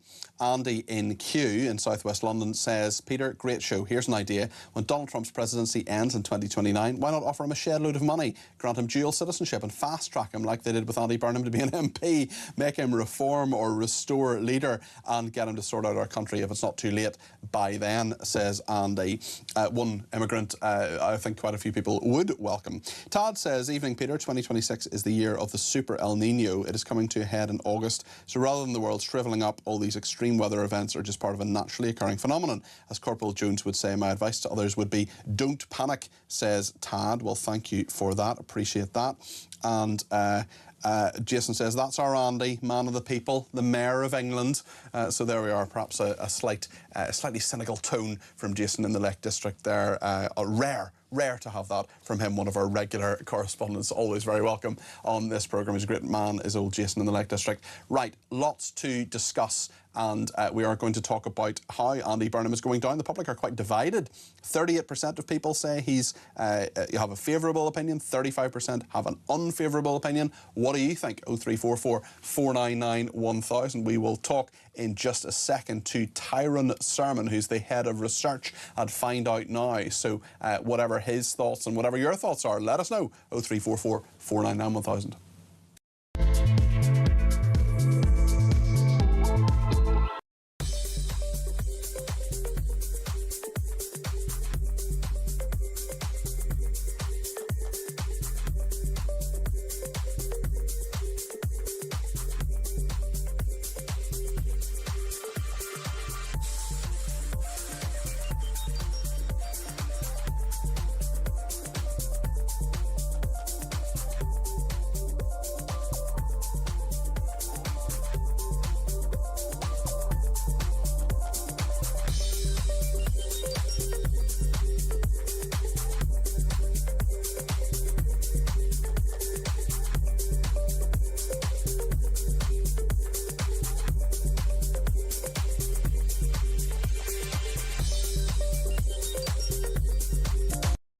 My intention to run for a fourth term as President of the United States. I won 3 times, did very well the second time, by the way. It's a rigged election, but we don't have to talk about it. It's an entire community in their heads, and he knows how to push it and literally send them off. I thought he was actually more restrained last night than we've seen in just his regular speeches. I mean, he's got comedic timing. He is the funniest president we've ever had, and man, he was playing it on all fours last night.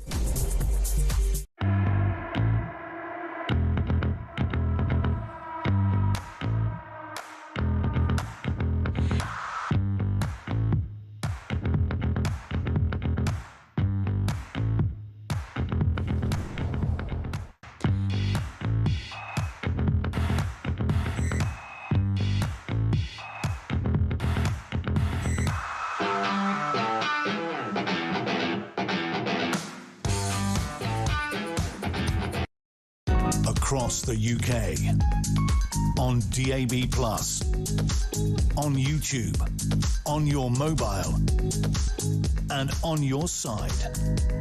This is Talk. Thank you to Alison in East Anglia who's been in touch. She says, "Evening, Peter. I heard an ex-naval officer the other day say the Navy just have to lease vessels from Liberia, get in French waters and drag those boats back to the French coast. They could do nothing about it due to maritime laws. You have to have the will, Peter. Let's face it, there is no will. The Fabians are deeply embedded in high society now. Theirs is the will and theirs is the plan. No doubt they think everything is going to plan." Thanks, Peter, says Alison in East Anglia.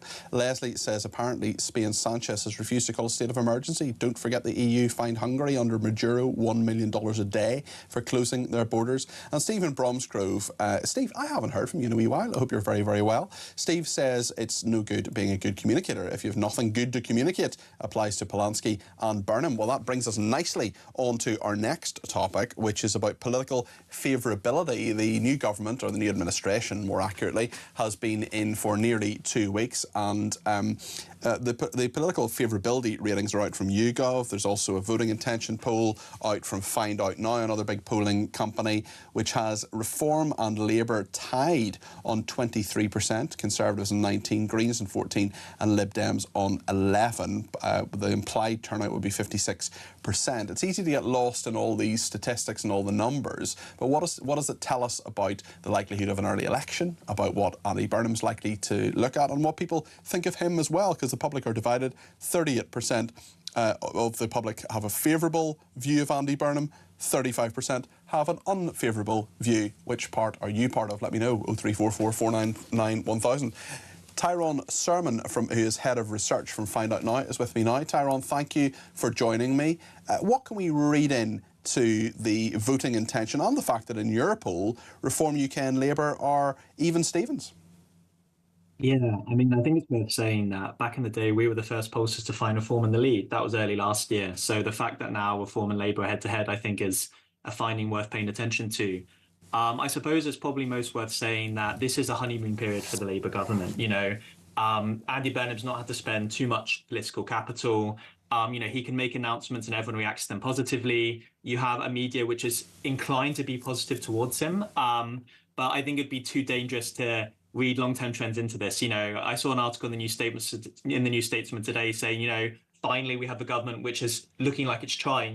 You saw those exact same headlines 2 years ago with Keir Starmer. So definitely Andy Burnham's having a good few weeks. The Labour government's having a good few weeks. But I think time will tell, how durable this honeymoon period is and whether they can convert them to higher poll numbers for Labour.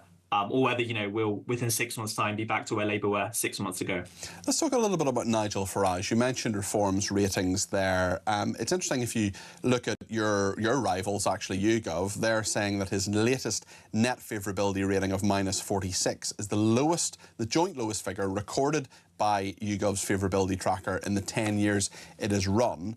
Just 22% of British people now have a favourable opinion of Farage, the lowest recorded by their tracker since 2020. This is relative to 68% of British people seeing the Reform UK leader in a negative light, the joint highest figure to date. 56% of the public seeing him unfavourably.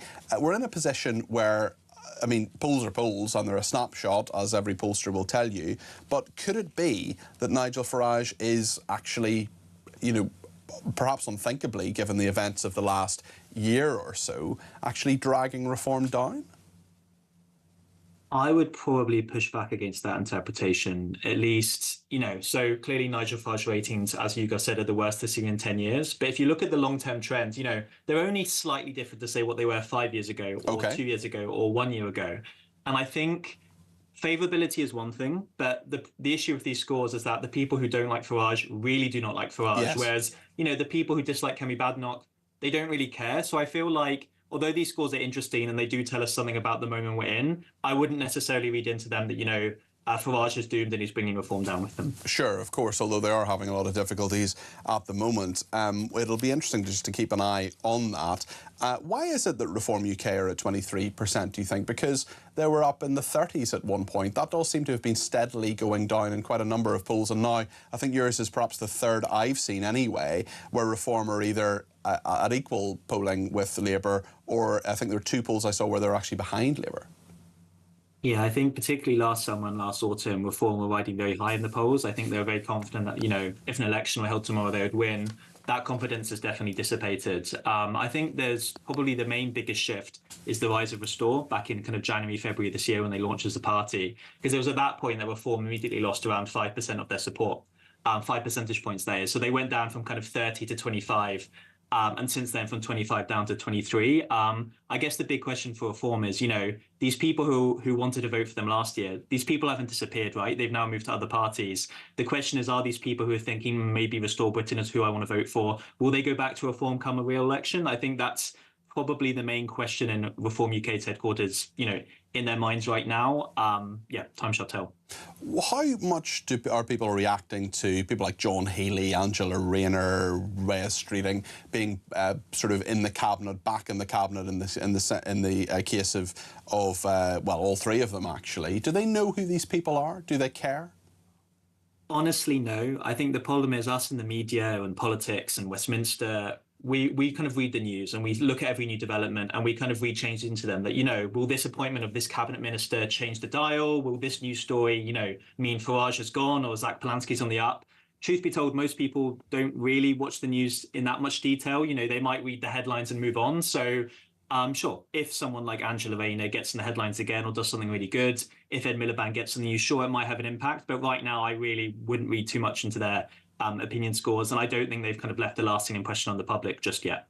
Tyrone, thank you. Appreciate that. That's Tyrone Sermon there. He's the head of research at Find Out Now. What do you make of what he said? 0344 499 1000. Thanks to Becky as well, who says, thank you for an excellent show. Thank you, Becky. It's a group effort, of course. It's the top team behind the glass and me.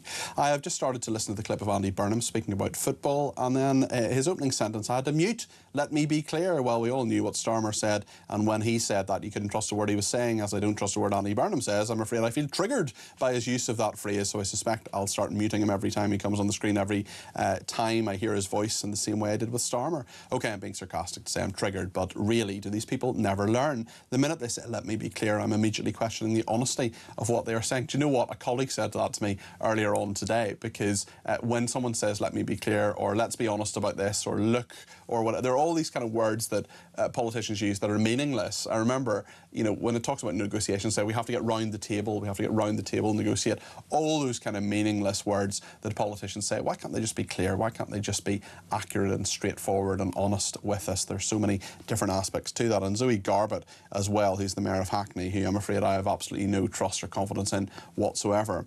Hen Mazig is a really, really interesting commentator on the Middle East and anti-Semitism in this country as well. This was something I just spotted on Twitter. It's not a comment to this programme, it's just a general tweet from Hen, who I follow.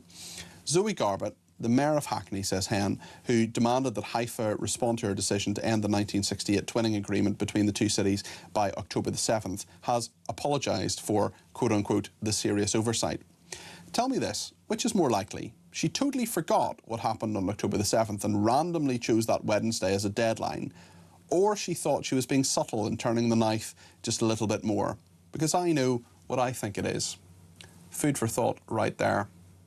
Whatever you think of this, whatever you think about migration, Andy Burnham, the state of the country, Polanski, whatever you want to talk about between now and 10 o'clock when Ash and Andre take over, you let me know. You give me a ring, 0344 499 1000. One thing I'm very concerned about in this country, and others as well, but particularly this country, are the wildfires. And we're going to speak to Jim Deal about that in just a second, the senior meteorologist with British Weather Services. So stay with us here on Talk.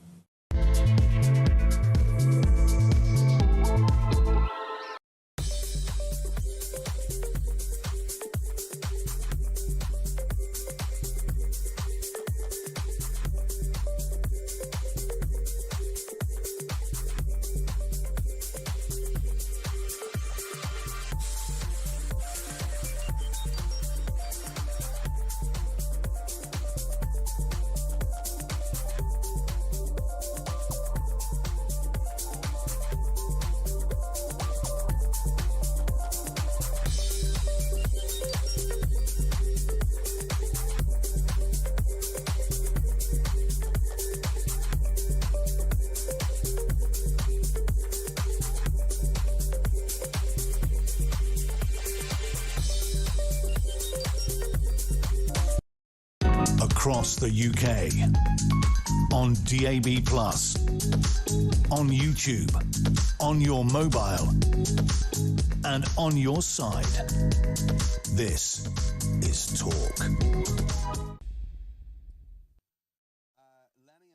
Has sent me a message about Andy Burnham. He says, in my long life, I've never known a Prime Minister with such a frightening start. Well, certainly, I think he's perhaps having a better start, maybe, than Keir Starmer did. But, of course, it's only week 2.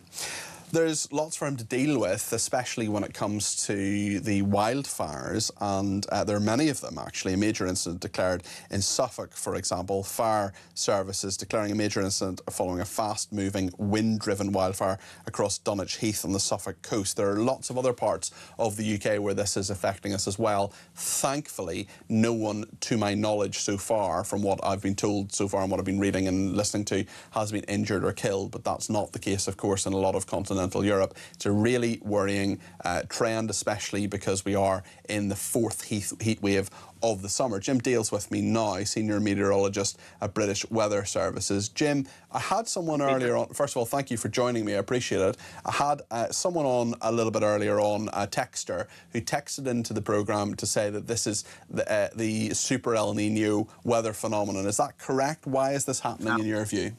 Okay, it's not correct. The Super El Nino is yet to fully unfold, and its impacts yet to fully unfold.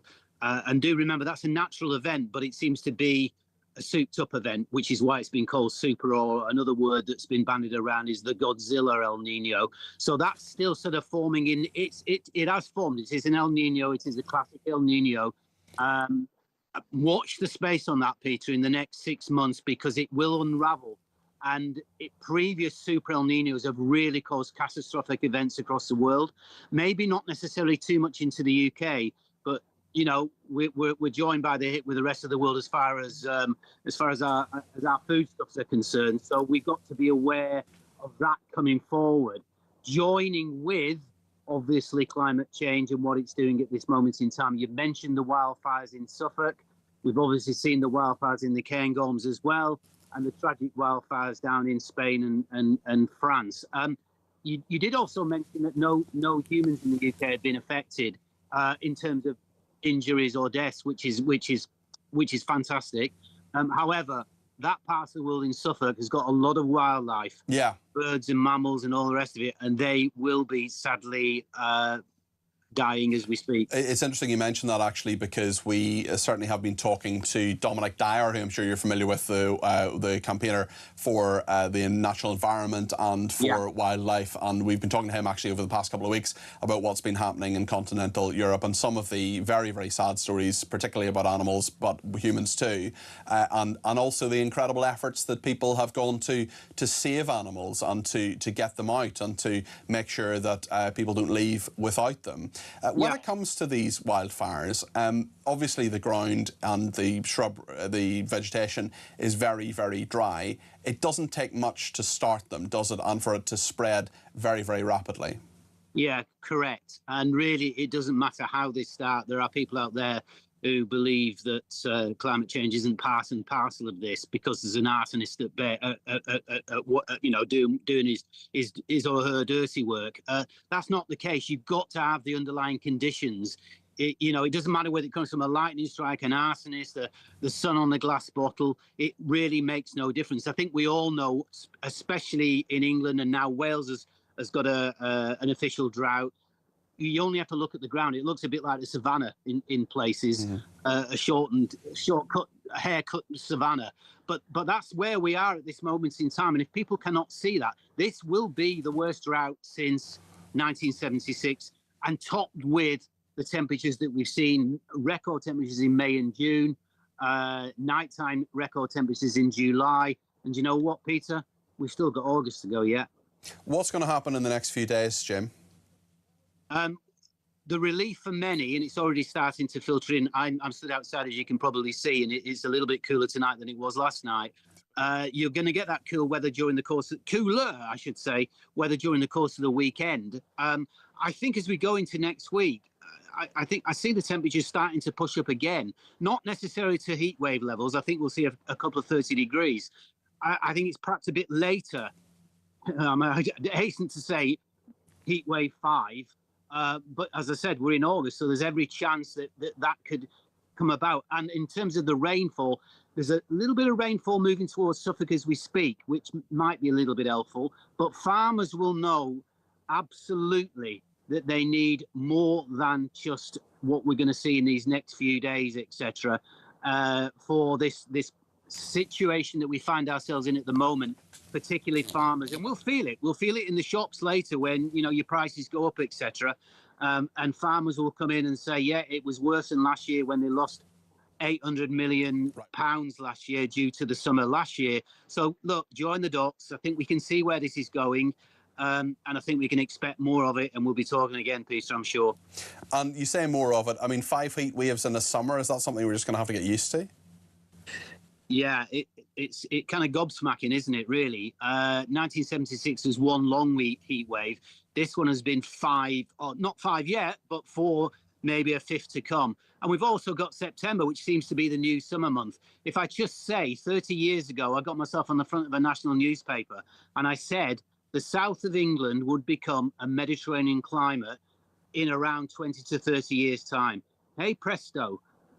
Walk the fields, walk the parks. You can see it quite clearly that this is what you would normally expect to see if you're in mid-France, South France, middle of Spain, wherever. It's arrived already.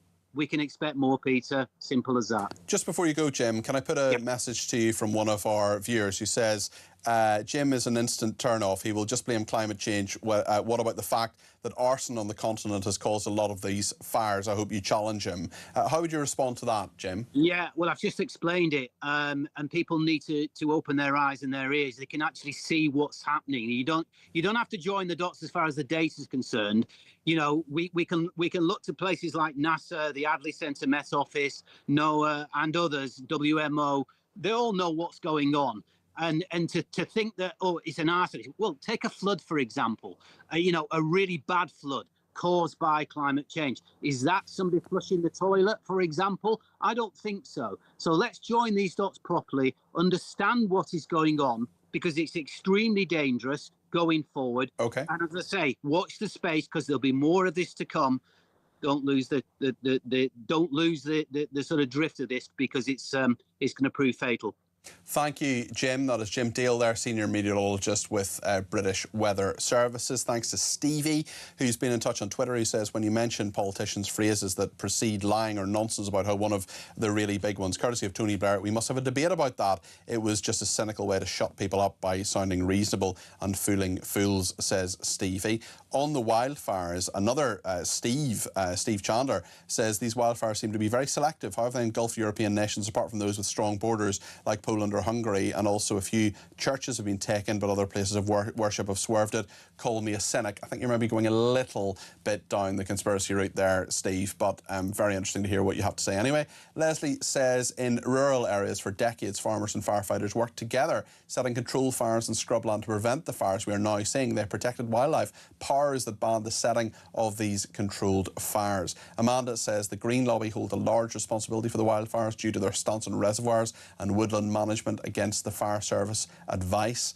Zarina says, Andy Burnham, blah, blah, blah. Too much chatter, too soon. Actions speak louder than words. And so far, there has been no meaningful action other than a pointless number 10 North. Not impressed, Peter.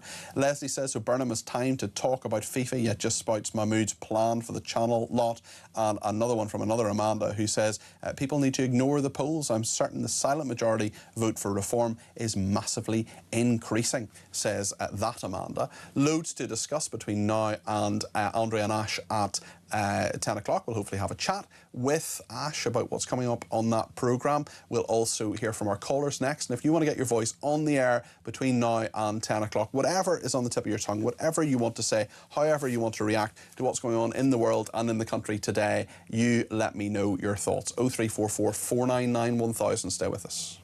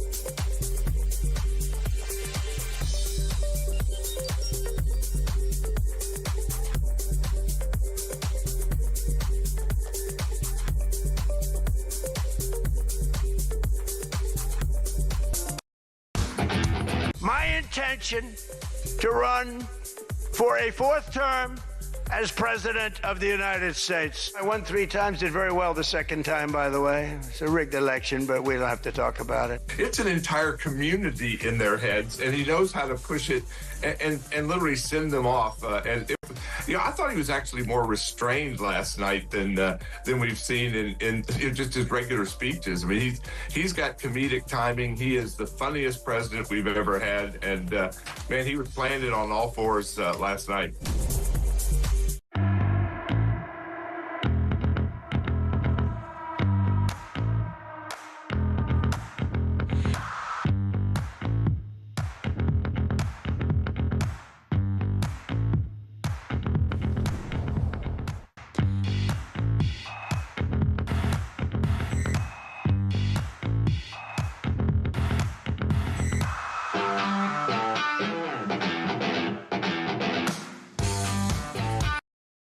Across the UK, on DAB+, on YouTube, on your mobile, and on your side. This is Talk. Nat's been in touch and says Burnham's burning Britain. Let's hear what Andrea in Essex has to say about Andy Burnham. Andrea, you're very welcome to the programme. What would you like to say? Oh, hello there, Peter. Hi there. Yes, what I'd like to say, I watched the Laura Kuenssberg interview. The panorama, that was on Monday night, wasn't it? Monday night. Okay, so people keep saying it took him a week to mention immigration. She mentioned immigration. Mm-hmm. What does he reply with? A deep breath. Then he talked about social care. Then he talked about early release. He didn't actually mention anything about immigration in that interview. I thought she was pretty hopeless, by the way, in terms of the kind of hard time she'd give politicians she didn't agree with. But last comment, what do I think of Burnham? I think, Peter, in a few months' time, the headline's going to be Crashing Burnham. No, I know. I mean, he seems to be in a honeymoon period at the moment, though. I don't see a lot of substance. Apart from the substance I do see, and I wonder what you think, Andrea, is just a lot of spending commitments, and who's going to pay for that? It's going to be you and me. It's going to be the taxpayer. I agree. Lots of promises, but I find him quite immature for a grown man in his late 50s. I find him a little bit cocksure and a little bit like he's trying to entertain us a bit, and we don't want that in a leader, Peter, do we? Well, it's a very interesting point. I mean, surely you need some confidence to be Prime Minister. You need to say, I'm the man to do it. Or woman. But I find it a little bit immature, a little bit jokey, a little bit kind of, it's not for me. I think he's dangerous. Interesting. OK, listen, thank you, Andrea. And you'll be interested, actually, Andrea, in what the Telegraph is reporting this evening. I'm just getting this on the screen in front of me now, the Daily Telegraph. It's interesting, this time of the evening, you often get the headlines that are coming through in the papers tomorrow. Labour plotting an £18 billion council tax raid. The Burnham premium predicted to increase what people are paying on their council tax. It is interesting. 18 billion is how much we pay in foreign aid, for example. It's the same amount of money they say would be needed to set up a national care service as well. So the Telegraph is reporting that tomorrow. We'll talk more about that as time goes on, and thank you to Andrea in Essex for her call. On Zach Polanski, I know that Debbie in Lincolnshire has some thoughts on that. He is in the headlines for a 4th day because of refusing to apologise to Nigel Farage for sharing that image of a man in a T-shirt with a guillotine on it. And I just wonder, Debbie, what you think of this affair and whether Zach Polanski has done enough to move on from this. Oh, good evening, Peter. Good How evening. are you? Hi, very well, thanks. Hope you're well too. Yeah, good. I think it's disgusting because if Lucy Connolly can get 31 months for just putting a tweet out, which I don't mean just putting a tweet out, what she put out was wrong, and then she gets locked up for it. And now we have T-shirts of people with a guillotine saying, well, basically inciting what I think is not a good thing to incite.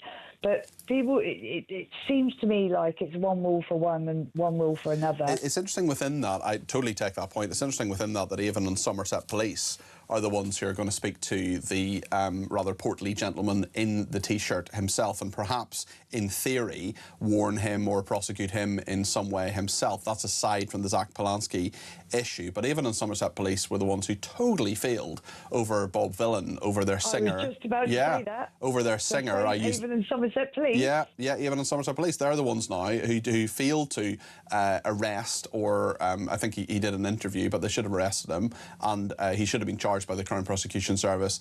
Pascal Robinson Foster, the man I strongly believe, and my strongly held personal opinion, is an anti-Semite. He is the one who, even in Somerset Police, took no action against and said there was insufficient evidence. So can they be trusted to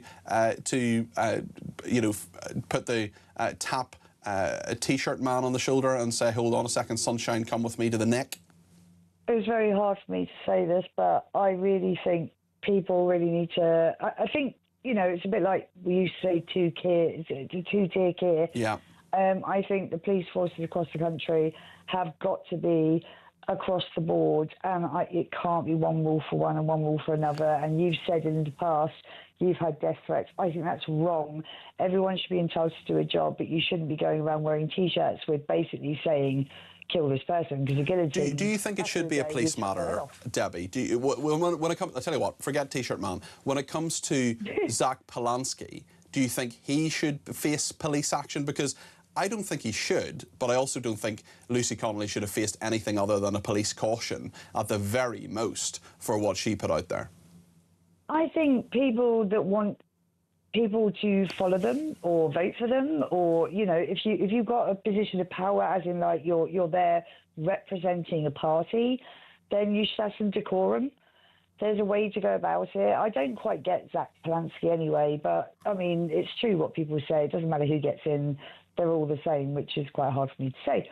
But I think really, is this sort of what we should be portraying to everybody, on social media or on TV, on the news, etc.?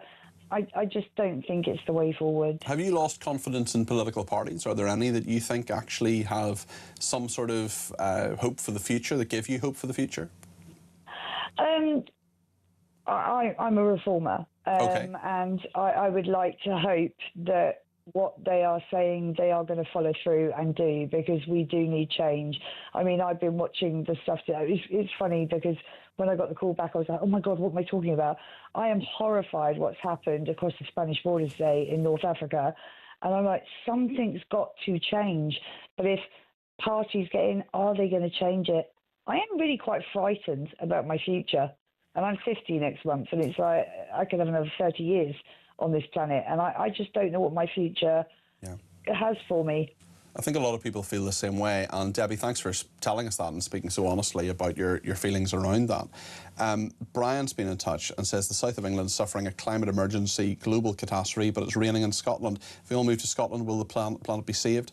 Alison in East Anglia says, I heard Paul Burgess the other day. He explained beautifully about the wildfires and how natural and predictable they are. We should get him on your show. He makes a lot of actual scientific sense. Thanks, Peter, says Alison in East Anglia. Indeed, we've had a tweeter who simply writes, "Deal nutter." You're not a fan of his. Quite a number of people. Lee in Saffron Walden in Essex says, evening Peter, great show. For a sensible perspective on climate change, energy and net zero, I recommend that everyone watches the recent trigonometry episode with a geologist and energy scientist Scott Tinker, a rational and considered explanation of what is really going on in the world. Okay, Lee, thanks for that. And lots to discuss now with Ben in London, who has some thoughts on the migration issue. Ben, you're very welcome to the programme. What would you like to say? Hi, Peter. Thanks for letting me have the call. Good to talk to you. Yeah. I've been digging a little bit into AI, and I've been, asking because AI, and I would also tell all parents out there that have their children study AI for their homework, is not what is the answer.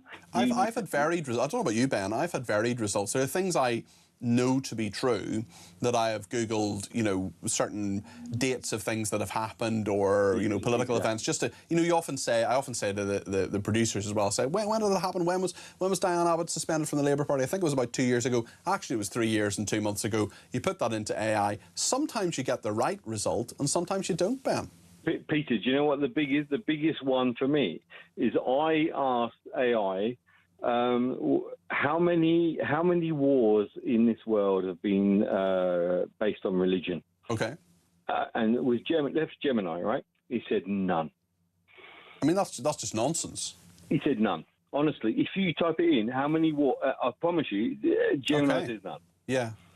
I had to dig, and I said, "Come on, you're full of shit." It's like, so excuse me, but But anyway, immigration. I'm quite. I've done a lot of digging with AI, and we're on about a demographic collapse. We're on about demographic collapse with aging people. Okay, and we're looking at a shrinking historic pay. It's going down very, very fast, and it's not just in England. It's in Korea, it's in Japan, it's in America, whatever, and we're getting to a point where obviously everybody has to work, and the cost of living, nobody can actually afford to have children anymore. They can't afford it. And it's interesting because we've actually literally. The top team behind the glass, producer James, has put this in to Gemini, how many wars in the world have been caused by religion. And Gemini's given us a different reply to the one you received, Ben. What did it say? Gemini says there is no... This is one of the AI services, just for people listening or watching at home who may not be familiar with Gemini. Gemini says there is no single universal count because historians disagree on what constitutes a religious war. Exactly. Hold on. We're looking at the... Hold on, I'm gonna read out the rest of it. The Romans, we're looking at the Greeks, Okay, I'll read out, Ben, just hold on a second, I'll read out the rest. But quantitative studies put the figure at roughly 7% to 14% of all recorded historical conflicts.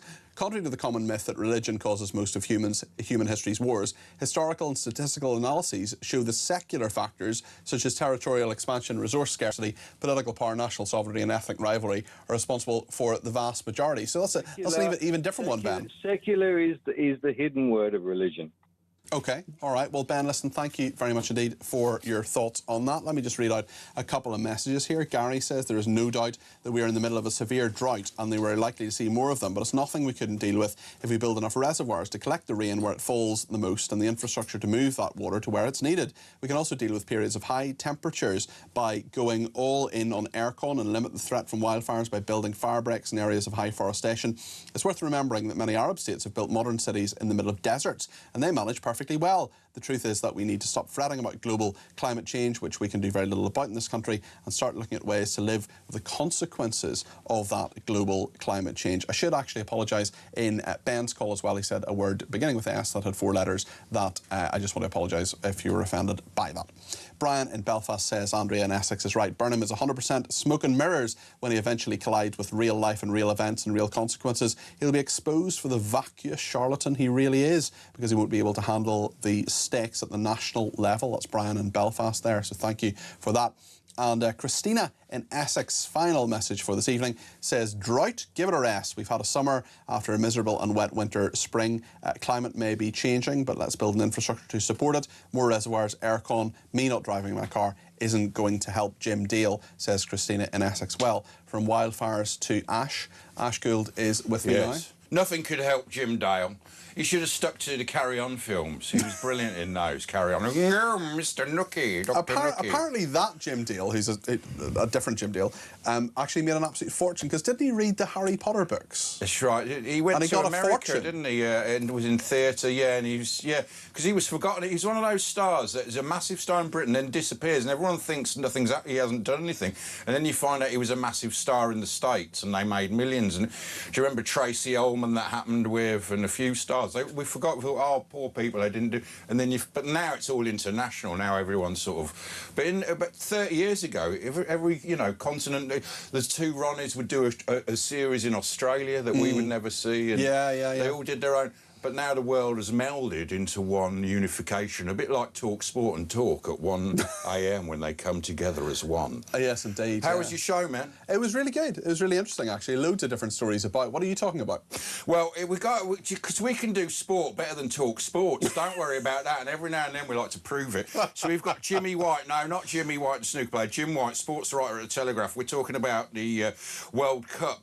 England must boycott the World Cup. Everyone's having a go at FIFA. Do you remember they changed all the rules? They had half an hour, half times. They had quarter times, which they sort of pretended when water breaks. Hydration breaks. Yeah, but we all know it was all for the American advert market. And now there's, FIFA are looking to sell FIFA, and it's Trump's relation of Trump. It's all very underhand. It's his son-in-law's brother, isn't it? Joshua, it's his son-in-law's Joshua Kushner. brother. So it's all very, and people don't want it. It's got too obvious, hasn't it? A bit like governments today. We can see what's going on, and they don't really care. I mean, did you see the Fauci thing about? That's interesting going, I'm a rock star now. I'm more famous than the president. He's 80 years old. What a sad bloke to be all like that at 80. Yes, no, you're absolutely right. He's going on about how sexy he was and all the women. At 80, why would you care about that? What are you going to do with it? As well, we've got Kieran Maguire as well. More football. FIFA sell-off plans could win support from smaller nations, so we're building up